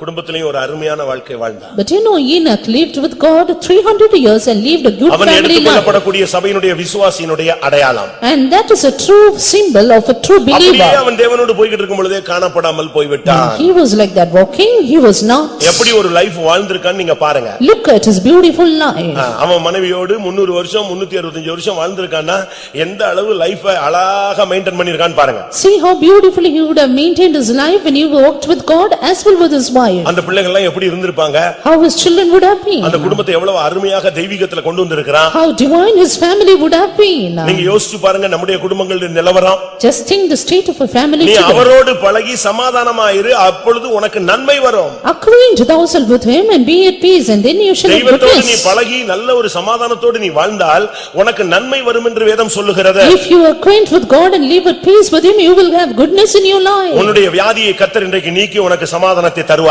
Today, may the Lord remove your sickness and give you peace. இரண்டாவது தேவனோடு பழகு. Today, acquaint with ஒரு God. சிலர் யார்ட்டையும் பேசுறது இல்ல. Some do not speak with மூஞ்சி anyone. தூக்கிட்டே சுத்துவான், அப்படி இப்படியே வருவான். செத்த வீட்டுக்கு போன மாதிரியே வர்றது, செத்த வீட்டுக்கு போன மாதிரியே போயிடுது. Always a frowning face as though they go and come in the death house. சில வீடுகள்லாம் பாத்தீங்கன்னா கல்லறை மாதிரி இருக்கும். In some houses, they will be like a cemetery land. அப்படின்னு என்ன அர்த்தம்? What is the mean? கல்லறையில பூச்செடிகள் உண்டு. The flowering gardens, plants will be there. ஆனா கல்லறை ரொம்ப அமைதியா இருக்கும். But it will be utter அதே மாதிரி silence. வீட்டுல செடி கொடி எல்லாம் இருக்கு கரெக்ட், ஆனா ஒரு சத்தம் இருக்காது. They will have business and everything on, but no voice at all. யார்ட்டையும் பேச மாட்டாங்க. They will not speak with பழக anyone, மாட்டாங்க. not acquaint. ஒரு ஏரியா பிரேயர் போக மாட்டான். They will not go for the area prayer. செத்த வீட்டுக்கு போக மாட்டான். They will not go to the death house, ஆனா கல்யாண வீட்டுக்கு போயிடுவாங்க. but they will go for the wedding house. ஏனென்றால் நீங்கள் குடும்ப சகிதம் வருகை தந்துன்னு சொன்னதுக்காக அன்னைக்கு மட்டும் அந்த வார்த்தையை பைபிள் வசனம் மாதிரி எடுத்துக்கிட்டு குடும்பமா மொத்தமா போய் இறங்கிடுவாங்க கல்யாணத்துக்கு. Because in the invitation card, they say, invite your presence with your family, they go take it as a word of God and go there. ஆனா சாவு வீட்டுக்கு போகணும்னா டைம் இல்ல, ஆபீஸ், எனக்கு காலையில வர முடியாது, சாயங்காலம் வர முடியாது. But நீ செத்தா யாரு வருவா? நான் வருவேன், வேற வழி இல்ல, பாஸ்டர் வருவார். But to the death house, they do take so many excuses and don't go there. But when you die, pastor will come, no other go. நான் ஒரு கிராமத்துல ஒரு ஐயா இறந்ததுக்கு ஒரு அனௌன்ஸ் பண்ணேன். In a village, because a father died, I announced. Chennai அண்ணா நகர்ல இருக்கும்போது. When I was in Anna Nagar in Chennai. நீ செத்தால் வர வேண்டும் என்று விரும்பினால் இந்த அடக்கத்துக்கு வான்னு சொன்னேன். If you desire that I should come in your funeral service, you come for this funeral service. விசுவாசியா இருந்தால் வான்னு இரண்டாவது அனௌன்ஸ் கொடுத்தேன். And secondly, if you are a believer, you come. அந்த கிராமம் முழுசும் நம்ம விசுவாசிகள் வந்து இறங்கிட்டாங்க. அது பாட்டுக்கு ஒரு மினிஸ்டர் அடக்கம் மாதிரி வரிசையா 30 கார் பின்னால. அந்த ஊர்க்காரனுக்கு பயம் பிடிச்சு போச்சு. என்னடா இந்த ஆளு ஒரு பேத மாதிரி உள்ள ஆளு இவ சாவுக்கு இவ்வளவு கூட்டம். The whole lot of believers, they landed up in that village and people wondered saying, it is like a minister's funeral service. நம்முடைய சபையினுடைய ஐக்கியம், சகோதர ஸ்நேகத்தினுடைய ஐக்கியம், பரலோகத்தின் கூட்டம்ங்கற ஐக்கியத்தை நீ சாவுல காட்டணும், கல்யாணத்துல காட்டக்கூடாது. It is during the death we should show the unity of our church, the unity of our believers. கல்யாணத்துல நம்ம ஆளுங்க எங்க வர்றா? During the marriage, where do our people குடும்ப come? சகிதம் இங்க கூட வர மாட்டான். They don't come here also. இங்க ஒரு மணி நேரம் பிரசங்கம் பண்ணிக்கிட்டே இருக்கறாங்க. Because 1 hour sermon is here. அதனால டைரக்டா எங்க தான் seat? They directly with their family. பொண்ணு மாப்பிள்ளை வர்றதுக்கு முன்னாலே குடும்ப சகிதமா அங்க சேர்ல உட்கார்ந்து வெயிட் பண்ணிட்டே இருப்பாங்க. They go to the reception hall and wait there. இதுதான் பெந்தேகோஸ்தே நிலவரம். This is Pentecostals today. அவரோடு பழகு. Acquaint with them. சகோதரரோடு எல்லாரோடும் பழகுங்க. Acquaint with your brethren. ஒருவருடைய நன்மை தீமையில கலந்து கொள்ளுங்க. And be with them in the evil and நீ good. அவரோடு பழகி சமாதானம். முதலாவது தேவனோடு நீ பழகு. First acquaint with God. ஆண்டவர்ட்ட அழு. Then ஆண்டவர்ட்ட அழு. and cry unto உன் God. குறைய சொல்லு. And tell your faults. பிடிவாதமா பிடிச்ச ஆசீர்வாதத்தை வாங்கு. Be stubborn to receive the blessing. ஆண்டவர்ட்ட போராடு. And strive with என்னை God. ஆசீர்வதித்தலோட விட மாட்டேன்னு சொல்லு. I will not let you go except you bless me. நான் ஒரு ஆள்கிட்ட கேட்டேன், நீங்க எப்படி ஆண்டவரை பத்தி தரக்குறைவா பேசுறீங்க, சண்டை போடுறீங்கன்னு. நான் வேற யார்ட்டங்க சண்டை போட முடியும், அவர்ட்ட தாங்க போட முடியும் அப்படினா. I asked a person saying, why are you quarreling with God? Then he said, to whom else will I quarrel? Only with அவ்வளவு him. உரிமை இருந்தா என்ன செய்ய? சண்டை போட்டு ஆசீர்வாதத்தை வாங்கு. If you have so much of right, then quarrel and get the blessing. ஆண்டவரோடு வாயை திறந்து பேசு. Speak with your God openly. அவரை கையை பிடிச்சு கொஞ்ச தூரம் நடந்து போ. Taking my hand and go with him. ஆண்டவரோடு சஞ்சரித்து கொண்டு இரு. ஏனோக்கு தேவனோடு நடந்தான். Enoch walked with God. மூன்றாவதாக நாம் பார்க்கும் பொழுது Thirdly, மார்க் 9:50 பார்க்கும் பொழுது Mark the Gospel 9:50. ஒருவரோடு ஒருவர் சமாதானமாய் இருங்கள். Be at peace with one another. உங்களுக்குள்ளே உப்புடையவர்களாய் இருங்கள். And have salt within yourself. ஒருவரோடு ஒருவர் சமாதானமுடையவர்களாய் இருங்கள். And have peace one with another. புருஷன் மனைவியோடு சமாதானமாய் இருங்க. Husband, be at peace with your wife. காலையில பிரச்சனை. Morning they have the problem. அப்படி விட்டுறாதீங்க. Don't leave like that. Bible என்ன சொல்லுகிறது? What does the Bible say? சூரியன் அஸ்தமிக்கிறதுக்கு முன்பு, even before the sun goes down, உங்கள் கோபம் தனிய கடவது. let your anger come down. உங்கள் எத்தனை பேருக்கு அப்படி இருக்க முடியும்? How many of you can be like that? யோனாட்ட போய் கர்த்தர் கேக்குறாரு. To Jonah the Lord asked, நீ எரிச்சலா இருப்பது நல்லதா? doest thou well to be angry? அவனுக்கு பிரச்சனை, இப்ப ஆண்டவருக்கும் அவனுக்கு தான் பிரச்சனை. And now the problem was between him and God. உடனே அவன் சொன்னா, நீங்க சும்மா இருங்க சாமி, சாகுற வரைக்கும் நான் இப்படி தான் இருப்பேன், என்ன பண்ண போறீங்க? Then he said, until my death I will be like this. What are you உங்களுடைய going to நிலவரம் do? என்ன பிரியமானவர்களே? What is your state, beloved? சாயங்காலத்துக்குள்ள நீங்க காம்ப்ரமைஸ் பண்ணிடுங்க. Before the evening get compromised. சரி, நைட்ல வீட்டுக்கு வந்த பிறகு பிரச்சனை ஆயிருச்சு அப்படினா என்ன பண்றது? அடுத்த நாள் சாயங்காலம் வரைக்கும் வெயிட் பண்றதா? சூரியன் உதிக்கிறதுக்கு முன்னாலேயே காம்ப்ரமைஸ் பண்ணிக்க. And if there is some problem in the night, even before the sun rises, compromise. உங்களால அப்படி இருக்கா? Can you be like that? சில ஆளுங்க எல்லாம் சில நேரத்துல பயங்கர ஸ்பீட்ல இருப்பாங்க. Some people will be in high speed at அந்த நேரத்துல times. நீங்க பேசாம இருந்துட்டீங்கனாலே ஆஃப் ஆயி போய்டும். During that time, if you are silent, it will be put ஆனா off. பிரச்சனை என்னன்னா, பேசாம இருந்தா நீ பேசாம இருக்கறேன்னு அதுக்கு ஒரு சண்டை போடுவான். But if you are silent again, they will pick up the quarrel for that. பேசினாலும் சண்டை, பேசாட்டாலும் சண்டை. If you speak, it is quarrel. If you don't speak, முன்னுக்கு it is போனா quarrel. கடிக்கிறது, பின்னுக்கு போனா உதைக்கிறது. And if you go behind the beat and if you go behind the kick. வேற என்ன பண்றது? கல்யாணம் கட்டிட்ட, யாரோ கட்டி வச்சாங்களோ நீயோ கட்டினியோ எப்படியோ கட்டிட்ட, கடைசி வரைக்கும் இழுத்துக்கிட்டே வா. No other go, you are got married, so you have to follow or go after him. வேற வழி கிடையாது. No other go. நீ கட்டப்பட்டிருந்தால் கட்டவிழ்க்க என்ன செய்யாதே? வகை தேடாதே. If you are bound, don't seek a time to be loose. எப்படியாவது போய் பரலோகத்துக்கு நீயும் அவரும் போய் சேர்ந்தறணும். Somehow you and him reach the heaven. ஒருவரோடு ஒருவர் சமாதானமாயிருங்க. Peace with one another. சகோதரருக்குள்ள, சகோதரிகளுக்குள்ள, பிள்ளைகளுக்குள்ள, பெற்றோர்களுக்குள்ள, ஊழியர்களுக்குள்ள, விசுவாசிகளுக்குள்ள ஒரு சமாதானம் இல்லன்னு சொன்னா பரலோகம் போக முடியாது. If there is no peace among the servants of God and the believers and the parents and the children, you cannot get to heaven. ஒரு சிலர் சொல்றாங்க, நாங்க அப்பப்ப சண்டை போடுவோம், சேர்ந்துக்குவோம். நல்லா இருக்கு அந்த concept. Some say we will pick quarrel and again join together. ஆனா ஒரு சிலர் என்ன சொல்றாங்க? But some others, நாங்க சமாதானம் ஆயிட்டோம். We are at peace, but பேச மாட்டோம். but we don't speak. இது ஒரு புதுவிதமான concept. This is a new kind of concept. Bible இப்படி எல்லாம் சொல்லல. And Bible doesn't say that. சமாதானம் என்பது எப்படிப்பட்டது?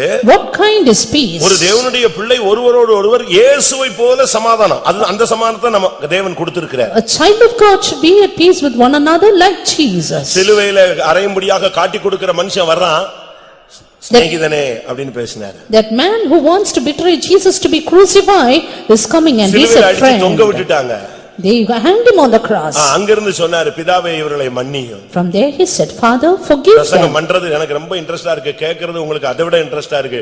ஆனா பிராக்டிகல்ல எப்படின்னு பாருங்க. Message is very interesting. Hearers are also interested, but just practically apply it. வேதம் இப்படித்தான் வலியுறுத்துகிறது. This is what the word of God emphasizes. ஏசாவுக்கும் யாக்கோபுக்கும் பிரச்சனை. There was a conflict between Esau and Jacob. 20 வருஷம் முகத்தையே பார்க்கல. 20 years they did not see their face. 20 வருஷம் பேச்சுவார்த்தையே கிடையாது. 20 years no speech at all. ஆனா இப்ப ரெண்டு பேரும் சந்திச்சே ஆகணும். But they have to meet together.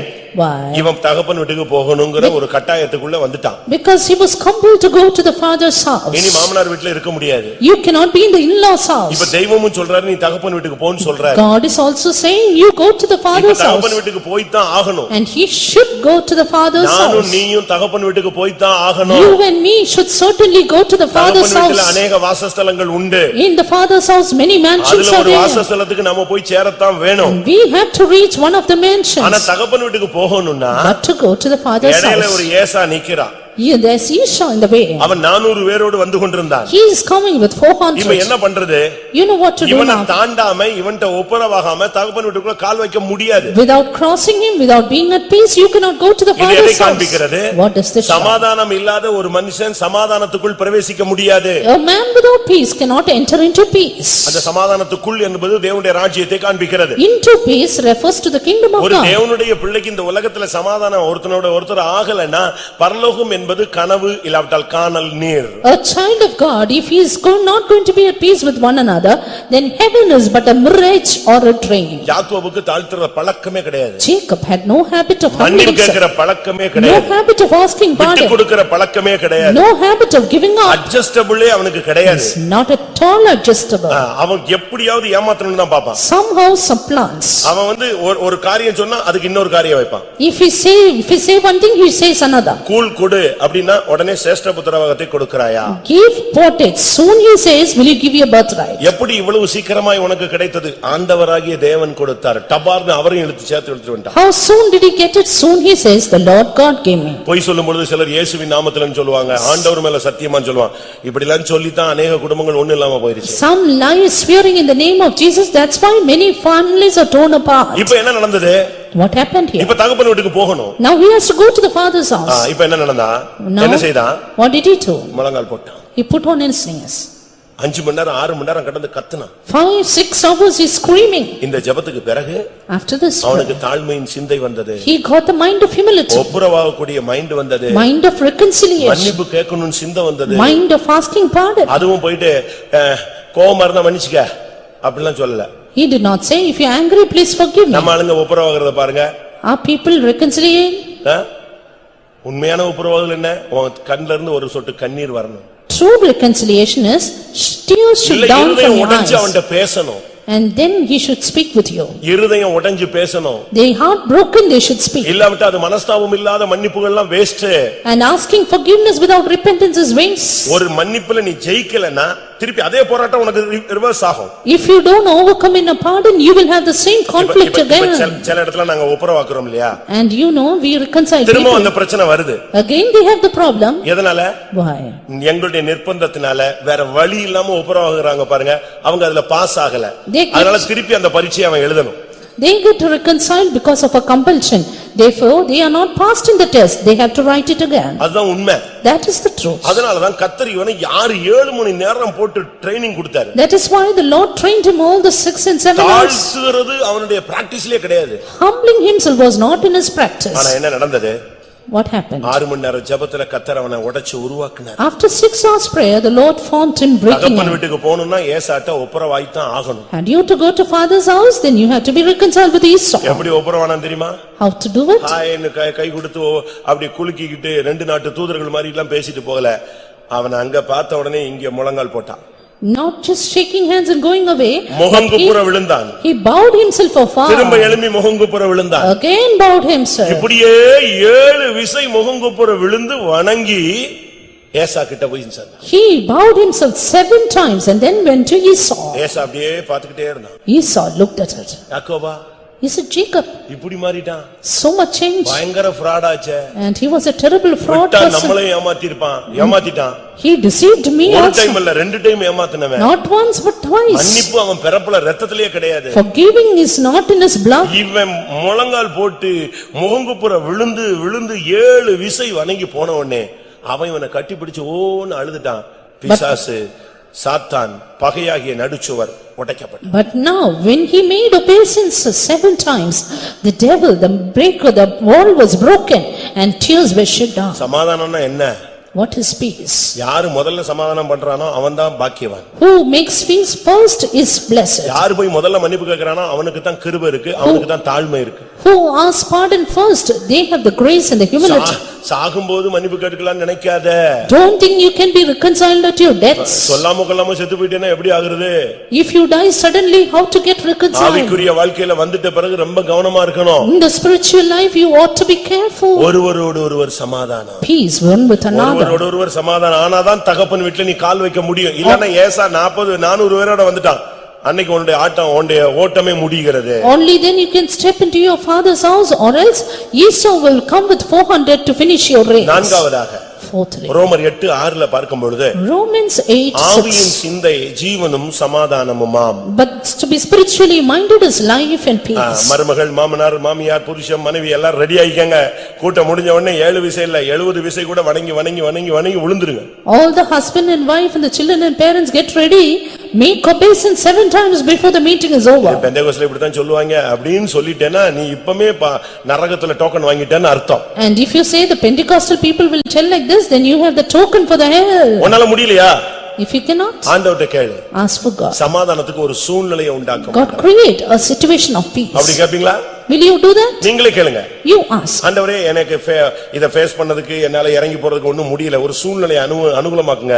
பொத்துன்னு விழுந்துறேன்னு சொல்லுங்க. Lord, I am unable to get down. Please make a situation favorable to me and then I will do it. நான் உங்களுக்கு சொல்லிருப்பேன்னு நினைக்கிறேன். I have told you, I think. நான் புதுசா இந்த சபைக்குள்ள வந்தபோது When I came into this church first, நீங்க சமாதானத்தை பத்தி சுத்திரப்படுத்தல சொன்னாங்க. in the sanctification meeting, they told about peace. எனக்கு ஒரு முஸ்லிம் பையனோட பிரச்சனை. I had a problem with a Muslim boy.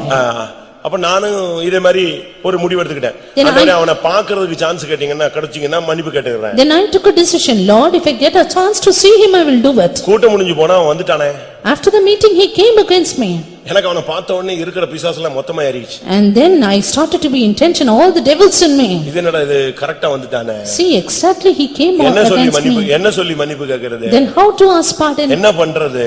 What to do? கேட்கவா வேண்டாமா? Should I ask or not? ரெண்டு பேரும் cycle. Both of them were inside. சைக்கிளை நிப்பாட்டவா வேண்டாமா? Should I stop my bicycle? இப்படியே கிராஸ் ஆயிட்டோம் ரெண்டு பேரும். Likewise, we both crossed. அவனும் போய்ட்டான் நானும் போய்ட்டேன். He went, I also. ஒரு 50 அடி போன உடனே 50 feet away. ஆண்டவர் சொன்னார் நீ சொன்னதுக்கு தான் அவனை இந்த ரோட்ல கொண்டு வந்தேன். The Lord said, because you told, I brought him in this road. விட்டுட்ட போச்சு. If you leave this chance, it is gone. டக்குனு பிரேக் அடிச்சு திரும்பி பார்த்தேன். Suddenly in break, I turned back. அவனும் திரும்பி நின்னு பார்த்தான். He also turned back to see me. நான் உடனே திரும்பி போயிட்டேன். Then I went away. சாரின்னு சொல்லி அவன்ட்ட மன்னிப்பு கேட்டேன். இதெல்லாம் ஒண்ணும் பெரிய இல்ல அப்படினு சொல்லி ஒப்புரவாயிட்டான். I went towards sin, God reconciled, asking him pardon. இன்னைக்கு கார் நிக்கும் குறுக்க வருவான் தமால்னு நிப்பாட்டி மன்னிப்பு கேட்டுருவீங்களா? And when the car suddenly crosses you, will you stop and get reconciled? செத்தாலும் என் முகத்தில் அவன் விழிக்க கூடாது, நான் செத்தால் அங்கே சொல்லாதே. Even if I die, let him not look at my face, don't tell him.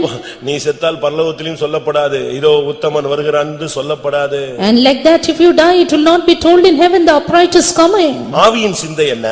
What is spiritual mind? ஆவியின் சிந்தை ஜீவனும் சமாதானமும். To be spiritually minded is life and peace. அபிஷேகம் பெற்றுட்டாலே உன் சிந்தையே சமாதானமா மாறிடணும். If you are anointed, your mind should be at peace. ஆவியின் சிந்தை ஜீவனும் சமாதானம். To be spiritually minded is life and peace. 1.5 மணி நேரம் ஆவியில நிறைஞ்சுக்கிட்டு நீ சண்டை போட்டு போனீன்னா உனக்கு ஆவியின் சிந்தை இல்ல.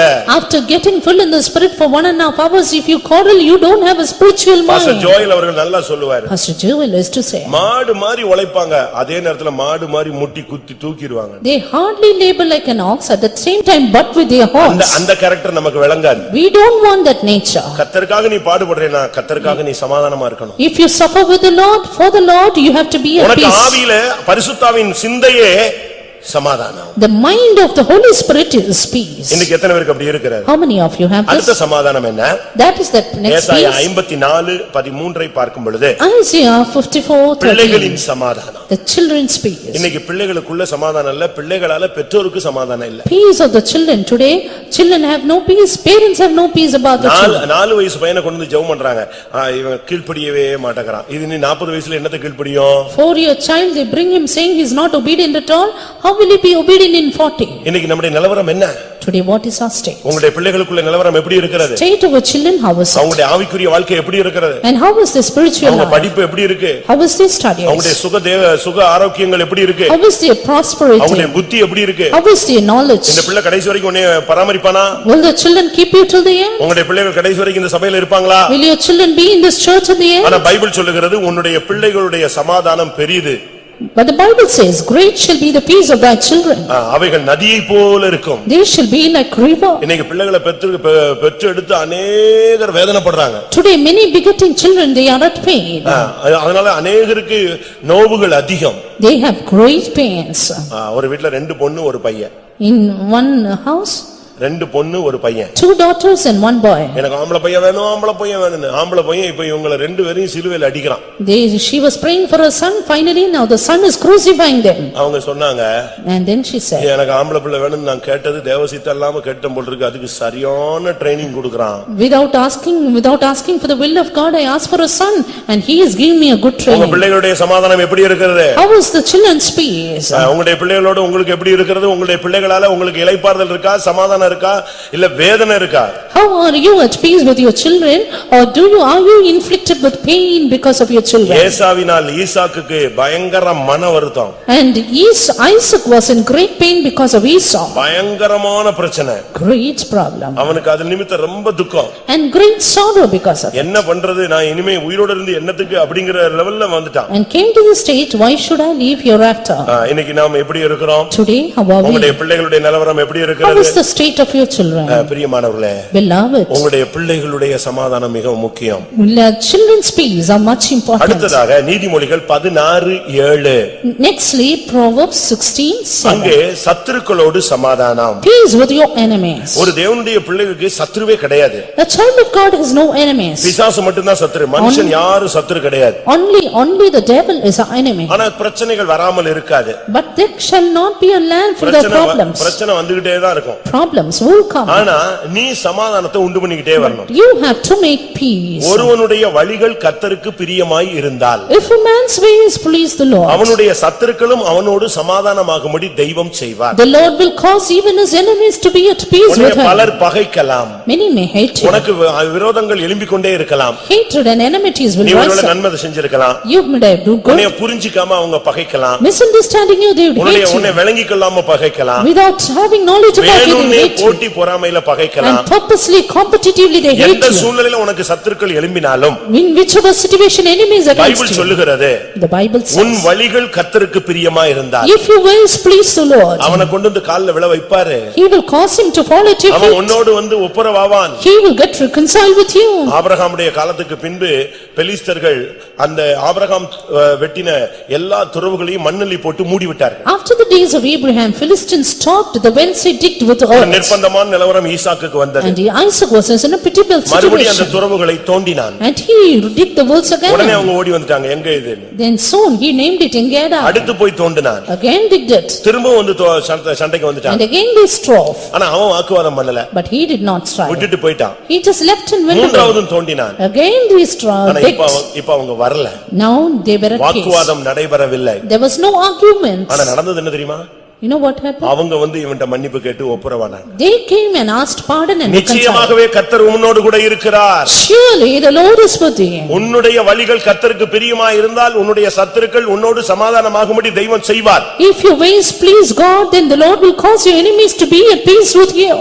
நான் இப்ப ரொம்ப இது 12 நாள் பிரசங்கம் பண்ணலாம். And I can speak this for 12 days. நான் டைம் பீயிங்காக ஒரே நாள்ல அவ்வளத்தையும் ஹெவி டோஸ் கொடுத்துக்கிட்டு இருக்கேன். For time being just a heavy dose in seconds. இப்ப தூங்கிட்டு வீட்ல சண்டைன்னு என்கிட்ட பஞ்சாயத்துக்கு வராத. Now you sleeping afterwards, don't come for panchayat. நீ உனக்கு இப்ப வழிமுறைகள் தான் நான் போதிச்சிட்டு இருக்கேன். I am only teaching you the methodology. இந்த ஒரு பிரசங்கம் போதும் உன் வாழ்க்கையில இனிமே சாகுற வரைக்கும் பிரச்சனை பண்ண மாட்டேன்னு நினைக்கிறேன். This one sermon is enough. I think lifelong you will have no problem. யோபு 5ஆம் அதிகாரம் 24ஆம் வசனத்தை பார்க்கும் பொழுது Job 5:24. கூடாரத்தில் சமாதானம். Peace in your tabernacle. வீட்டுல ஒரு சமாதானம் இருக்கணும். And there should be peace in your house. யோபு 5:24ல 5:24 of உம்முடைய Job. கூடாரத்தை நீர் விசாரிக்கும் பொழுது சமாதானத்தோடு இருக்க காண்பீர். Thou shalt know that a tabernacle shall be in peace. வியாதி நீங்கும்போது ஒரு சமாதானம். And peace when your sickness is gone. ஆண்டவரோடு பழகும்போது ஒரு சமாதானம். Peace when you are acquainted with God. ஒருவரோடு ஒருவர் சமாதானம். Peace with one another. அடுத்ததாக ஆவியின் சிந்தை சமாதானம். Spiritual mind is peace. அடுத்து பிள்ளைகளுக்குள்ளே சமாதானம். Peace of the children. சத்துருக்களோடு சமாதானம். Peace with enemies. அடுத்து உன் வீட்ல ஒரு சமாதான ஆளுகை பண்ண வேண்டும். Now peace ruling in your house. உன் வீட்டுக்குள்ள போன உடனே ஒரு இளைப்பாறுதல். When you enter into your house, there should be a rest. அது ஒரு ரெஸ்டிங் பிளேஸ் மாதிரி இருக்கணும். It should be a resting place. ஏண்டா வீட்டுக்குள்ள வந்துட்டேன் திருப்பியும் வெளிய போற வரைக்கும் பிரச்சனை இருக்கும்னு நினைச்சிட்டீங்கன்னா உன் வீட்ல சமாதானம் இல்ல. If you think why am I come to the house, I should go out, then there is no peace உம்முடைய there. கூடாரம் சமாதானத்தோடு இருக்க காண்பீர் அதில் குறைவை நீ காண மாட்டீர். Thou shalt know the tabernacle shall be in peace and have no lack. உங்க வீட்ல சமாதானம் இருக்கா? Do you have peace in your family? நான் சென்னை பட்டாபுரம்ல ஊழியத்துல அசிஸ்டண்டா இருந்தேன். I was assistant brother in Pattabharam ministry. பக்கத்து தெருவுல டெய்லி சண்டை நடக்கும். And there will be problem daily in the nearby house. புருஷ மனைவிக்குள்ள. Between husband and wife. இந்த ஆள் தண்ணி அடிச்சிட்டு வந்துட்டான்னா பெரிய சண்டை தான். There will be a big quarrel all the time. ஒரே ஒரு பொண்ணு.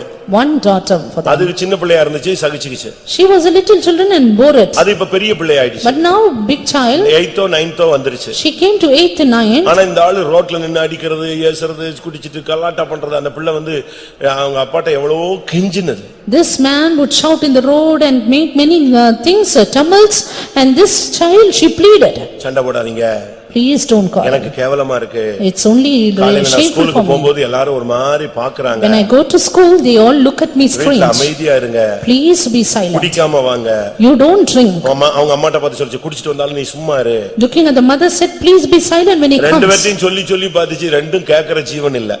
Both of them did not hear her at all. ஒன்னு அந்த ஆள் குடிச்சிட்டு வந்து சண்டை இழுப்பான். அவர் குடிக்காம வந்துட்டாருன்னா இது சண்டை இழுக்கும். And if he doesn't drink, then she will pick up the quarrel or else he will do it.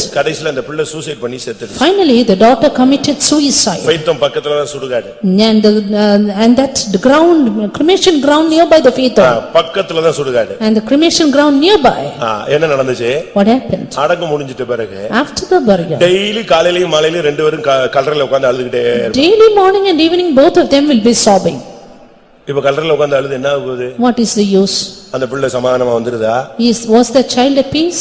இருந்தது ஒரு பிள்ளை செத்து போச்சு. இனி வேற பிள்ளையும் கிடையாது. Only daughter, no more children. பகல் முழுவதும் அப்படியே அங்க உட்கார்ந்து அழுவான்.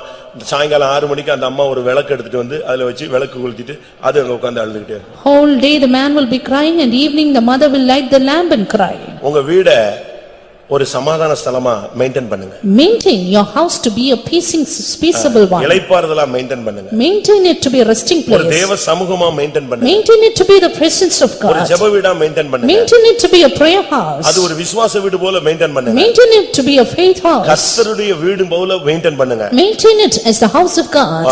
நீங்கள் நல்ல ஜெபத்துல இருந்தீங்கன்னா if you are in prayer, உங்க வீடுகளுக்குள்ள பிசாசு வராது. devil will not penetrate in. 144ஆம் சங்கீதம் 14ஆம் வசனத்தை பார்க்கும் பொழுது Psalm 144 verse 14. எங்கள் எருதுகள் பலத்தவைகளாக இருக்கும். That our oxen may be strong. சத்துரு உட்புகுதலும் குடியோடி போலவும் இராது. There shall be no breaking in or going out. எங்கள் வீதிகளில் கூக்குரல் உண்டாகாது. And there will be no complaining in our உங்க streets. வீட்ல பிரச்சனையே வரக்கூடாது. There should not be problem in your house. வந்தீங்கன்னா ஒருத்தர் விஷ் பண்ணணும். எப்படி இருந்துச்சு இன்னைக்கு வேலை எப்படி இருந்துச்சு நல்லா இருந்துச்சா ஏன் டல்லா வந்தீங்க என்ன பிரச்சனை ரைட் வாங்க உட்காருங்க சாப்பிடுங்க அது பிரச்சனை இந்த பிரச்சனை அதெல்லாம் ஒரு பிரச்சனை இல்ல.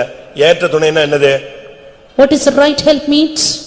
ஏற்ற துணைனா என்னது? The right help meet? சோறு பொங்கி போடுவதும் குழம்பு வைத்து கொடுப்பதும் துணி துவைப்பதுமா? Is it just cooking and washing the clothes? அவங்களுடைய துக்கத்துல அவங்களுடைய விழுகையில தடுமாற்றங்கள்ல நீங்க கூட இருக்கணும். Share with your partner in their fall, in their stumbling also. இல்ல மனைவி துக்கமா இருக்காளா? மனைவி துக்கமா இருக்காளா? And is the wife sad? ஏன் அழுகிறாய்? Why are you crying? ஏன் சஞ்சலப்படுகிறாய்? Why are you sad?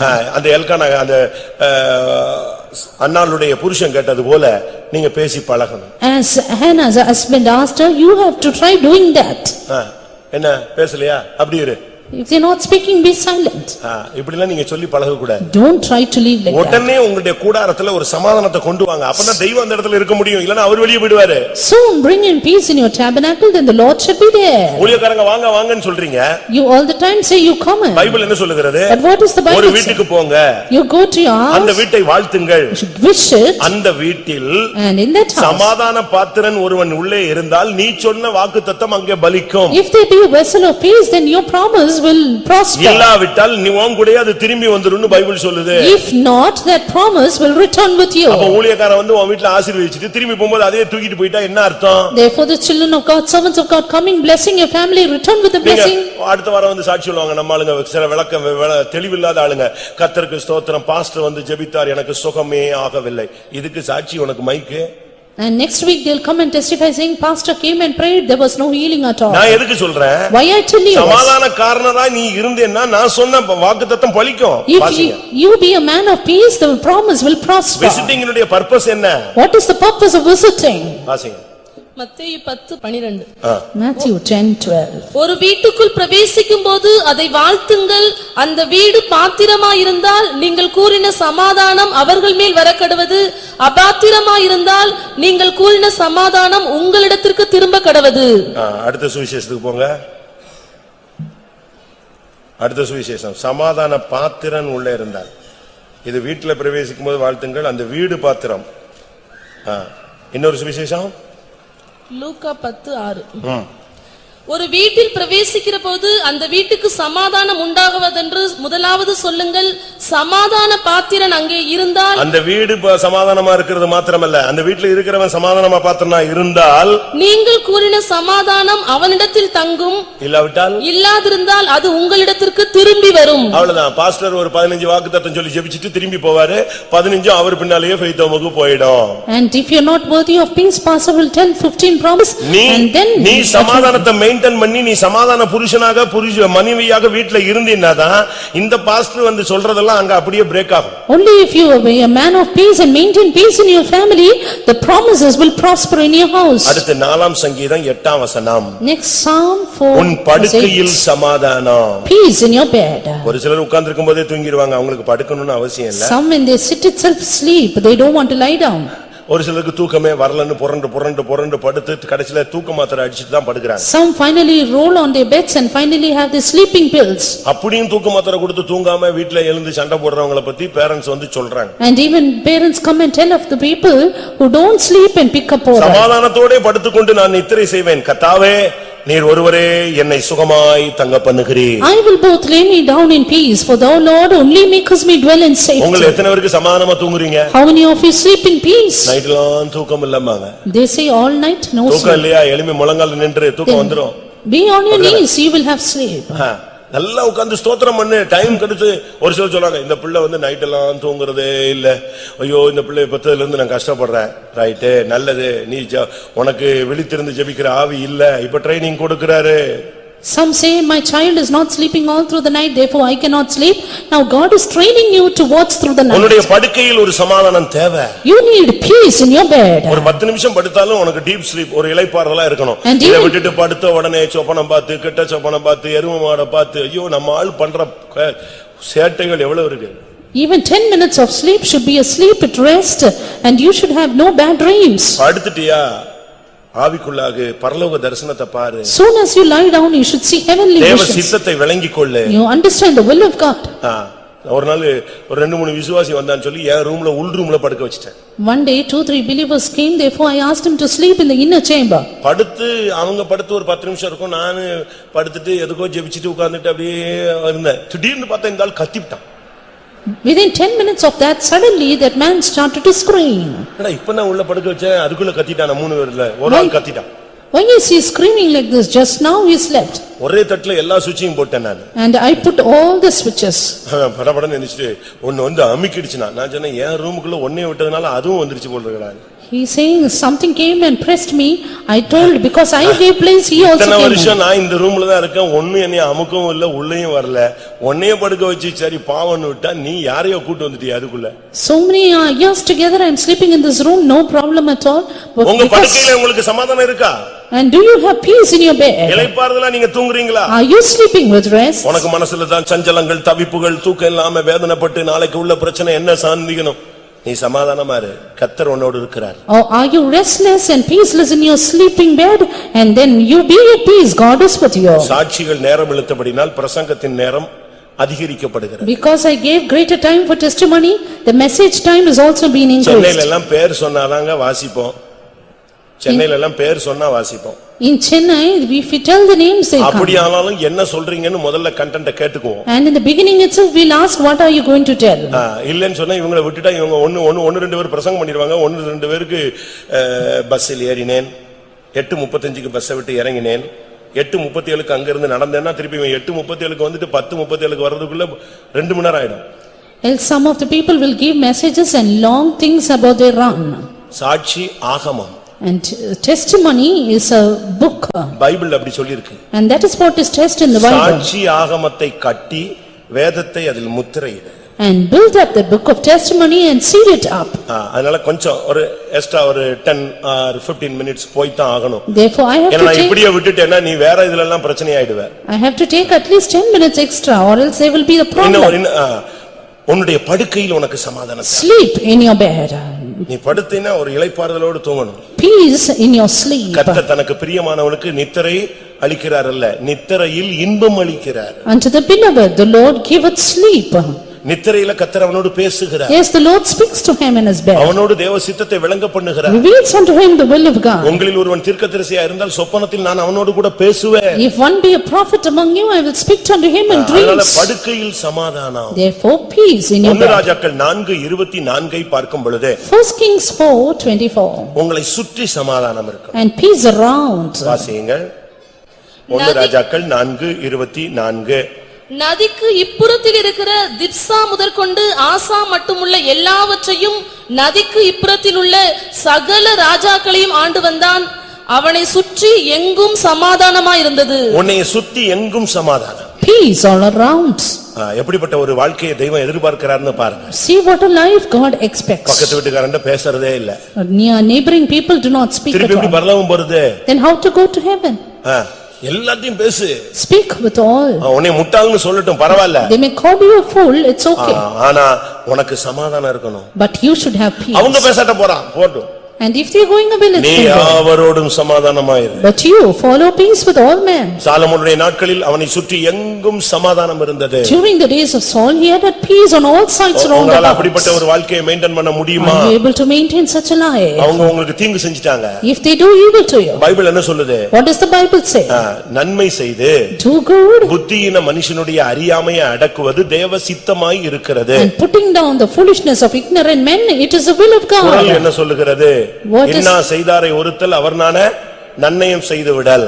And whatever he may do, do good unto him. அப்படின்னா என்ன அர்த்தம்? What does that mean? சமீபத்துல ஒரு ஆளு வந்து PhD வாங்கி இருக்கிறார். Recently, a man did his PhD. அவன் தீசிஸ் சப்மிட் பண்ணும்போது When he was submitting his thesis, Thiruvalluvar கிறிஸ்டியன்ங்கறதை ப்ரூஃப் பண்ணிருக்கான். he proved that Thiruvallur is a Christian man. யாரு? திருவள்ளுவர் யாரு? Who was Christian. Thiruvallur? இது எழுதின அவ்வளவும் பைபிளுடைய வாசகங்களை அழகான தமிழ்ல பழைய தமிழ்ல கொண்டு வந்திருக்கிறார்னு தீசிஸ் பண்ணி சப்மிட் பண்ணி அது சக்சஸ் ஆயிடுச்சு. According to his thesis, he submitted that he was a Christian man and all that he did is Bible நன்மை verses. செய்து புத்தியின மனுஷனுடைய அறியாமையை அடக்குவது தேவ சித்தம். இது Bible. Doing good and putting down the foolishness of ignorant men is the will of God. குறள் என்ன சொல்லுது? உனக்கு தீமை செஞ்சவனுக்கு நன்மை செய்யே, அது கரெக்ட்னு சொல்லுது. But his poem says, do good unto those who do evil. அவன் வெட்கப்படுற மாதிரி அவனுக்கு நன்மை செய்யன்னு சொல்லுது. Yes, do good that he may be put to shame. நம்மில் எத்தனை பேர் அப்படி செய்ய How முடியும்? many of us are able to do that? ஆவிக்குரிய சபைக்குள்ள வந்துட்ட பின்பு After coming into the church உன்னை like this, சுற்றி எங்கும் சமாதானம் இருக்க வேண்டும். there should be peace all around about நீ you. செத்துட்டேன்னா பக்கத்து வீட்டுக்காரன் வந்து சாட்சி சொல்லணும். When you die, your neighbors should testify. செத்துட்டானா? அப்பா இந்த ஆளு பெந்தேகோஸ் போய் செத்துட்டான், முடிஞ்சிச்சா? ரைட், அப்படின்னு சொல்லக்கூடாது. He should not say, right, that man is over, I am happy. எல்லாரும் வந்து சொல்லணும் உனக்கு சாட்சி. Everyone should come and testify. ஒரு மாமனார் செத்தா மருமகன் வந்து சாட்சி சொல்லணும். அது பந்தா மாமனார் பரலோகத்துக்கு போயிட்டாருன்னு confirm. If a father-in-law dies, then if the son-in-law and the daughter-in-law testifies, it is confirmed that he goes to heaven. உன் பையனும் பிள்ளையும் வந்துகிட்டு ஒரே அழுவாங்க, கத்துவாங்க, குதிப்பாங்க. ஏன்னா நீ வச்சிருக்கிற சொத்து கிடைக்கணும்ங்கிறதுக்காக எல்லாம் பண்ணுவான். Among your sons, they will come and weep and sob and cry because they need your property. ஒருவேளை பாசத்திலயும் செய்யலாம், நான் அதை பொய்ன்னு சொல்லல. Some may do it in affection also. ஆனா சாட்சி யார் சொல்லணும்? But who should testify? உன் மருமகள் சொல்லணும். Your daughter-in-law. மகன் சொல்லணும். Your son-in-law. நான் அப்படிலாம் பார்த்திருக்கேன். That is what I have seen. அவங்க சாட்சி சொல்லும்போது நமக்கு ஆச்சரியமா இருக்கும். If they testify, we will be surprised. அப்படி வாழ்ந்தவர்கள் இருக்கிறாங்க. There are people who live like that. உன்னை சுற்றி எங்கும் சமாதானம். Peace all around. பிலிப்பியர் 4:7 பார்க்கும் பொழுது Philippians 4:7. உங்களுக்கு ஒரு பிரச்சனை வந்துச்சுன்னா, if there is a problem among you, எல்லாவற்றையும் ஸ்தோத்திரத்தோடு கூடிய ஜெபத்தோடு அவருக்கு தெரியப்படுத்துங்கள். and you reveal it unto him with your prayer and thanksgiving. அப்ப எல்லா புத்திக்கும் மேலான தேவ சமாதானம் உங்கள் இருதயங்களையும் சிந்தைகளையும் ஆளுகை செய்யும். Then the peace of God which passeth all understanding shall keep your hearts and minds. பிரச்சனைன உடனே துவண்டாதீங்க. And you don't come and quarrel in உனக்கு ஒரு தேவன் இருக்கிறார். You have a God. உனக்கு ஒரு ராஜ்யம் இருக்கிறது. You have a kingdom. உனக்கு தூதர்கள் இருக்கிறாங்க. You have angels. உனக்கு ஒரு சர்ச் இருக்குது. You have your own church. உனக்கு ஒரு ஊழியக்காரங்க இருக்காங்க. You have servants of God. நீ இத பத்தி கவலையே படாத. You don't worry about anything. கர்த்தர் உனக்கு ஒரு பெரிய அனுபவத்தை மேன்மையை வைத்திருக்கிறார். The Lord has kept an excellency for you. எதுக்கும் கவலைப்படாத. Don't be worried of anything. கர்த்தர் அந்த சூழ்நிலையை கடந்து போக உனக்கு உதவி செய்வார். The Lord will help you cross the situation. எந்த பிரச்சனையானாலும் அதை தாண்ட உனக்கு உதவி செய்வார். Whatsoever your problem be, God will help you to cross it. எல்லாவற்றையும் ஸ்தோத்திரத்தோடு அவருக்கு தெரியப்படுத்து. Everything make it known by your supplication and thanksgiving. எல்லா புத்திக்கும் மேலான தேவ சமாதானம் உனக்குள்ள வந்து உட்கார்ந்துரும். Then the peace of God which passeth all understanding shall be in your heart. கலக்கம் வராது. You will have no trouble. சந்தேகம் வராது. No doubts. துக்கம் வராது. No grief. அழுகை வராது. No cry. ஏன்னா உனக்குள்ளே இருக்கிற ஒரு வல்லமை, உலகத்தில் இருக்கிறவனிலும் உனக்குள்ள இருக்கிறவர் பெரியவர். Because he that is in you is greater than he that is in the world. இன்னைக்கு எத்தனை பேருக்கு அப்படிப்பட்ட கிருபையின் அனுபவங்கள் இருக்கிறது? How many of you have such graceful experiences? ஒரு மனிதனுக்குள்ள சமாதானம் இருந்தாதான் if a man he has அங்கதான் peace, பரிசுத்த ஸ்தலத்தை கர்த்தர் ஏற்படுத்த முடியும். then there the Lord will appoint his holy place. Ezekiel Ezekiel 37 chapter 37 26 verse 26. நான் அவர்களோடு பண்ணுகிற உடன்படிக்கை சமாதானமாய் இருக்கும், என்னுடைய பரிசுத்த ஸ்தலத்தை அவர்களுக்குள் ஸ்தாபிப்பேன். And the covenant that I make with him shall be peace, and there will I establish my sanctuary. ஒரு தேவனுடைய பிள்ளைக்குள்ள In a child of God, ஒரு சரியான ஒரு சமாதானம் இருந்தாதான் அவன் பரிசுத்த ஸ்தலம் அங்க வரும். only if you have a proper peace, the holy place, sanctuary will come there. அதனால்தான் யாவரோடும் சமாதானமா இருக்கவும் பரிசுத்தமா இருக்கவும் நாடுங்கள் என்று சொல்லப்பட்டிருக்கிறது. That is why it is said, follow peace with all men. சமாதானமும் பரிசுத்தமும் ஒன்னோடு ஒன்னு சேர்ந்தது. Peace and holiness are united with one another. உம்மையே உறுதியாய் பற்றிக்கொள்ளக்கூடிய மனதுடையவனை எப்படி காத்துக்கொள்வார்? பூரண சமாதானத்தோடு காத்துக்கொள்வார். And perfect peace shall be with a man whose mind is stayed on thee. ஏசாயா 26:3 சொல்லி இருக்குது, உம்மையே உறுதியாய் பற்றிக்கொண்டான், அப்படினால அவனுக்கு பூரண சமாதானத்தை காத்துக்கொள்கிறீர். His mind is stayed on thee, therefore he will have perfect peace. இதுதான் சமாதானமான வாழ்க்கை. This is a peaceable life. நான் இப்ப ஒரு 11 காரியம் சொன்னேன். I have told you 11 points. இந்த 11 இந்த உலக வாழ்க்கையில் உனக்கும் எனக்கும் maintain ஆயிருந்தால், all the 11 points, if they made clear for you and me in this world, அப்பதான் 12வது ஒரு பாயிண்ட் இருக்கு. 12th there is another point. உன்னுடைய முடிவு சமாதானமா. Your end shall be peace. இந்தல ஏதாவது கோளாறு ஆயிடுச்சு, முடிவு இழுபறிதான். If there is a problem in any of this, the end cannot be at peace. சங்கீதம் 37:37 என்ன சொல்லுகிறது? Psalm 37:37. வேதம் என்ன சொல்லுகிறது? What does the Bible say? செம்மையானவனை பார்த்திரு, Mark the upright man. உத்தமனை பார்த்திரு, Behold the அந்த upright. மனுஷனுடைய முடிவு மரணம், சமாதானம். For the end of that man is peace. உங்களுடைய எத்தனை பேருடைய முடிவு சமாதானமா இருக்கணும்னு ஆசைப்படுறீங்க? How many of you want your end to be at peace? பூரண சமாதானத்தோட உன்னுடைய வாழ்க்கை முடியணும்னு ஆசைப்பட்டீனா, If you decide to end your life with perfect இந்த peace 11 விதமான சமாதானத்தை நீங்க பற்றிக்கொள்ளணும். and hold on to the 11 kinds of இதுல peace. ஒன்னு மிஸ் ஆயிடுச்சுனாலும் சாவுல பிரச்சனை தான். Even if you miss one, you will have problem in your death. சாவுல வந்துருவான். You will come into your death. ஆபிரகாமுடைய வாழ்க்கையில In the life of Abraham, அவனுக்கு சின்ன சின்ன பிரச்சனைகள் இருந்துகிட்டே இருந்துச்சு. he had little conflicts. அவனால இஸ்மவேலை விட முடியல. He could not leave Ishmael. இப்படி பல பிரச்சனைகள் Many இருந்ததுனால problems like that. நீங்க பாருங்க, டெத்ல பாருங்க, இஸ்மவேல் வந்துட்டான். At his time of death, Ishmael came. எப்படி இருக்கும்? How will it be? ஒரு விசுவாச வீரனுடைய முடிவுல யார் வந்து நிக்கிறா? ஈசாக்கு வந்து நிக்கிறான், இஸ்மவேல் நிக்கிறான். At the death of the hero of faith, we see Ishmael and Isaac there. ஓ மரணத்துல தேவதூதர்களும் பிசாசும் ரெண்டு வந்து நிக்க கூடாது. ஒரேதான் தேவதூதர்கள் வந்து உன்னை கூட்டி போற மாதிரி இருக்கணும். At your death, the angel of God and devils should not come and stand, only angels. பெரிய பெரிய ஆளுங்க எல்லாம் சாகும்போது ஐயோ பிசாசு வருதுன்னு கத்தி கூச்சல் போட்டு கத்தி உருண்டுறாங்க. Great people, when they are at the point of death, they roll saying the devils are coming. நீ கண்ணை மூடும்போது தேவதூதர்கள் வரணும். But you, when you close your eyes, வானம் திறந்திருக்கிறதையும் உன்னதமானுடைய வலது பாரசத்தில் மனுஷகுமாரன் நிற்கிறதையும் காண்கிறேன் என்று அந்த கல்லறையின் நடுவிலே ஸ்தேவான் சொன்னது போல நீ சொல்ல வேண்டும். As Stephen said among the stoning to death that he saw heavens open and God sitting at the right hand of the Father. உன்னுடைய முடிவு இந்த பூமியிலே சமாதானமாய் இருக்கும். Your end should be at peace. அப்படியானால் If then பரலோக ராஜ்யமாகிய அந்த இளைப்பாறும் ஸ்தலம் அது ஒரு சமாதானம், அதுக்குள் நீ போவாய். that resting place which is the kingdom of heaven, you can get into it. நேர்மையாய் நடந்தவர்கள் தங்கள் சமாதானத்துக்குள் பிரவேசித்து தங்கள் படுக்கைகளில் இளைப்பாறுகிறார்கள். And they who walk uprightly shall enter into peace பரலோக and ராஜ்யம் rest in their beds. சமாதானமான ஒரு இளைப்பாறும் தேசம். Kingdom of heaven is a place of rest. எத்தனை பேருக்கு இப்படிப்பட்ட சமாதானம் தேவை? How many of you need this peace? சமாதானம் இல்லைன்னா No peace, பரிசுத்தம் இல்லை. no holiness. நான் திரும்பவும் சொல்றேன், I am repeating again. நீங்க உங்க குடும்பத்துல பிரிவினைகளுக்கு பல காரணங்கள் சொல்லலாம், நியாயமான காரணங்களா இருக்கலாம், அது உண்மையா இருக்கலாம். ஆனா சமாதானம் இல்லாத இடத்துல பரிசுத்தம் கேள்விக்குறிதான். You may say many just things and fact too, but if you have no peace, then no holiness. ஒரே ஒரு வசனம், One verse. 1 தெசலோனிக்கேயர் 5:23. 1 Thessalonians 5:23. சமாதானத்தின் தேவன் தாமே உங்களை முற்றிலும் பரிசுத்தமாக்குவாராக.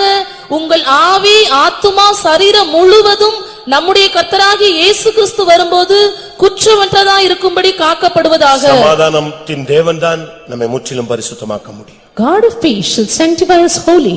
எல்லாரும் கண்களை மூடுவோம். Let's close our eyes. இன்றைக்கு கர்த்தர் உனக்கு சகலவிதமான சமாதானத்தை கொடுக்க வாஞ்சிக்கிறார். Right today, God wants to give you the peace by all means. சமாதானத்தின் கர்த்தர் தாமே எப்பொழுதும் சகல விதத்திலும் உங்களுக்கு சமாதானத்தை தந்தருளுவாராக. May the God of peace grant you peace at all means always. இப்பமே நீங்க முடிவெடுத்துக்கோங்க ஒப்புரவாக. Right now, take a decision of being reconciled. 7 தரம் முகங்குப்புல விழலாமா, இல்ல இன்னும் கொஞ்சம் தூரத்துல இருந்தே விழுந்து போயிடலாமா, உடனே நம்ம போய் காலை கழுவிடலாமா, மன்னிப்பு கேட்டலாமா, எல்லாம் முடிவெடுத்துருங்க. Whether you should want to cling at your feet, at the feet or make obeisance, make your decision.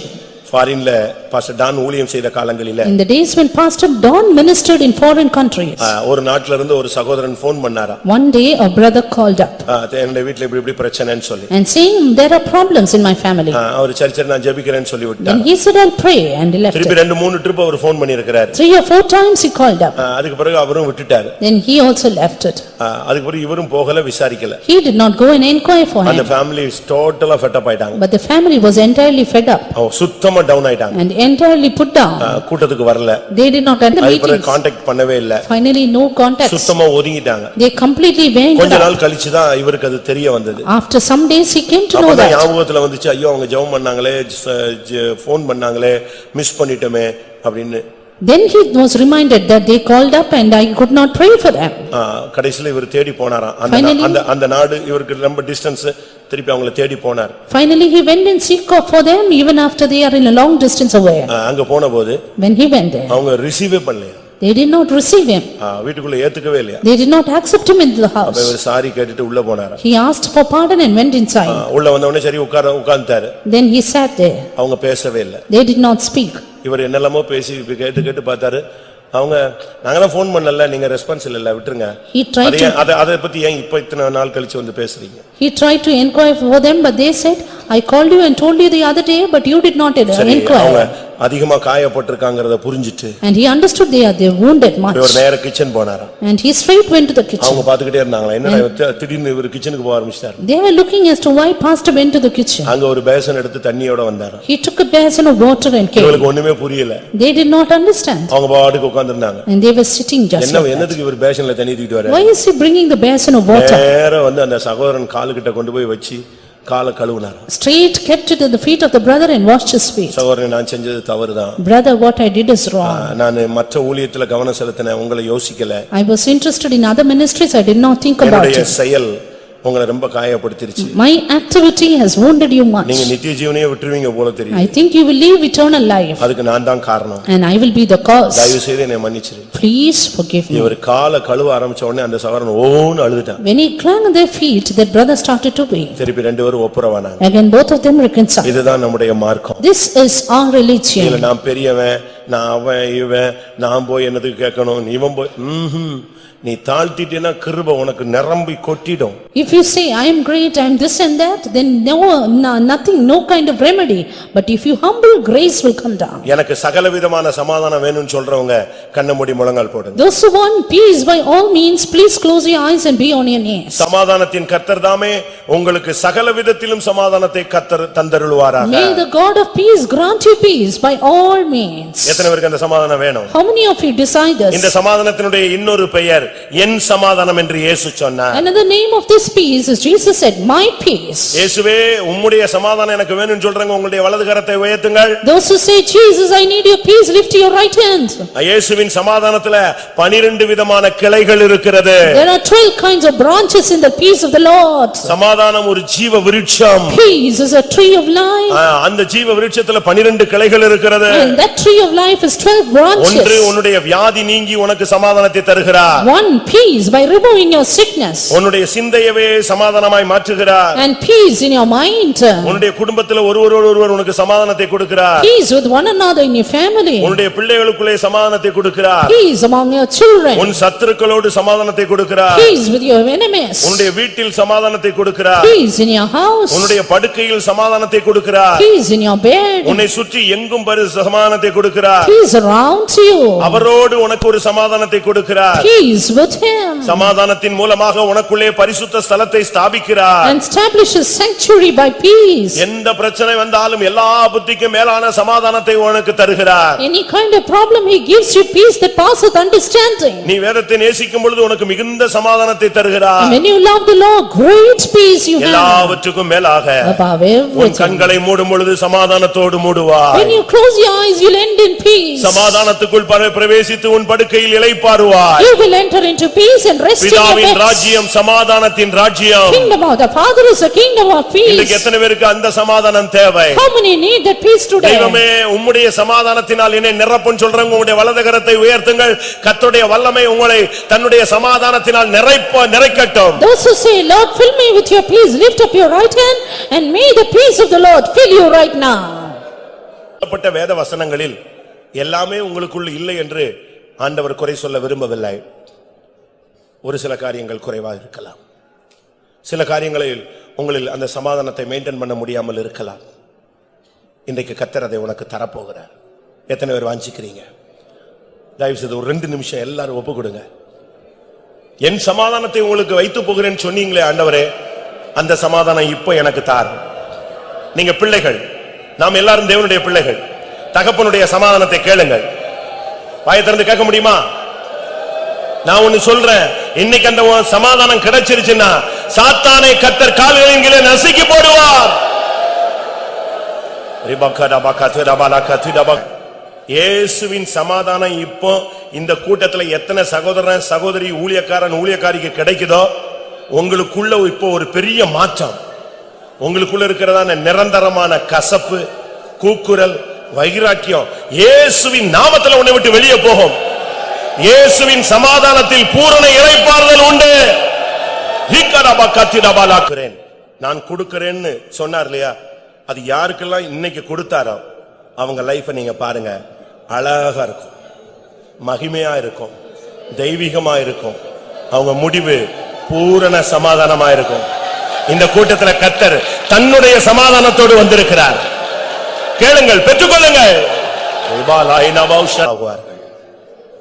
இச்சகம் பேசி உனக்கு கீழ்ப்படிந்து அடங்குவார்கள்.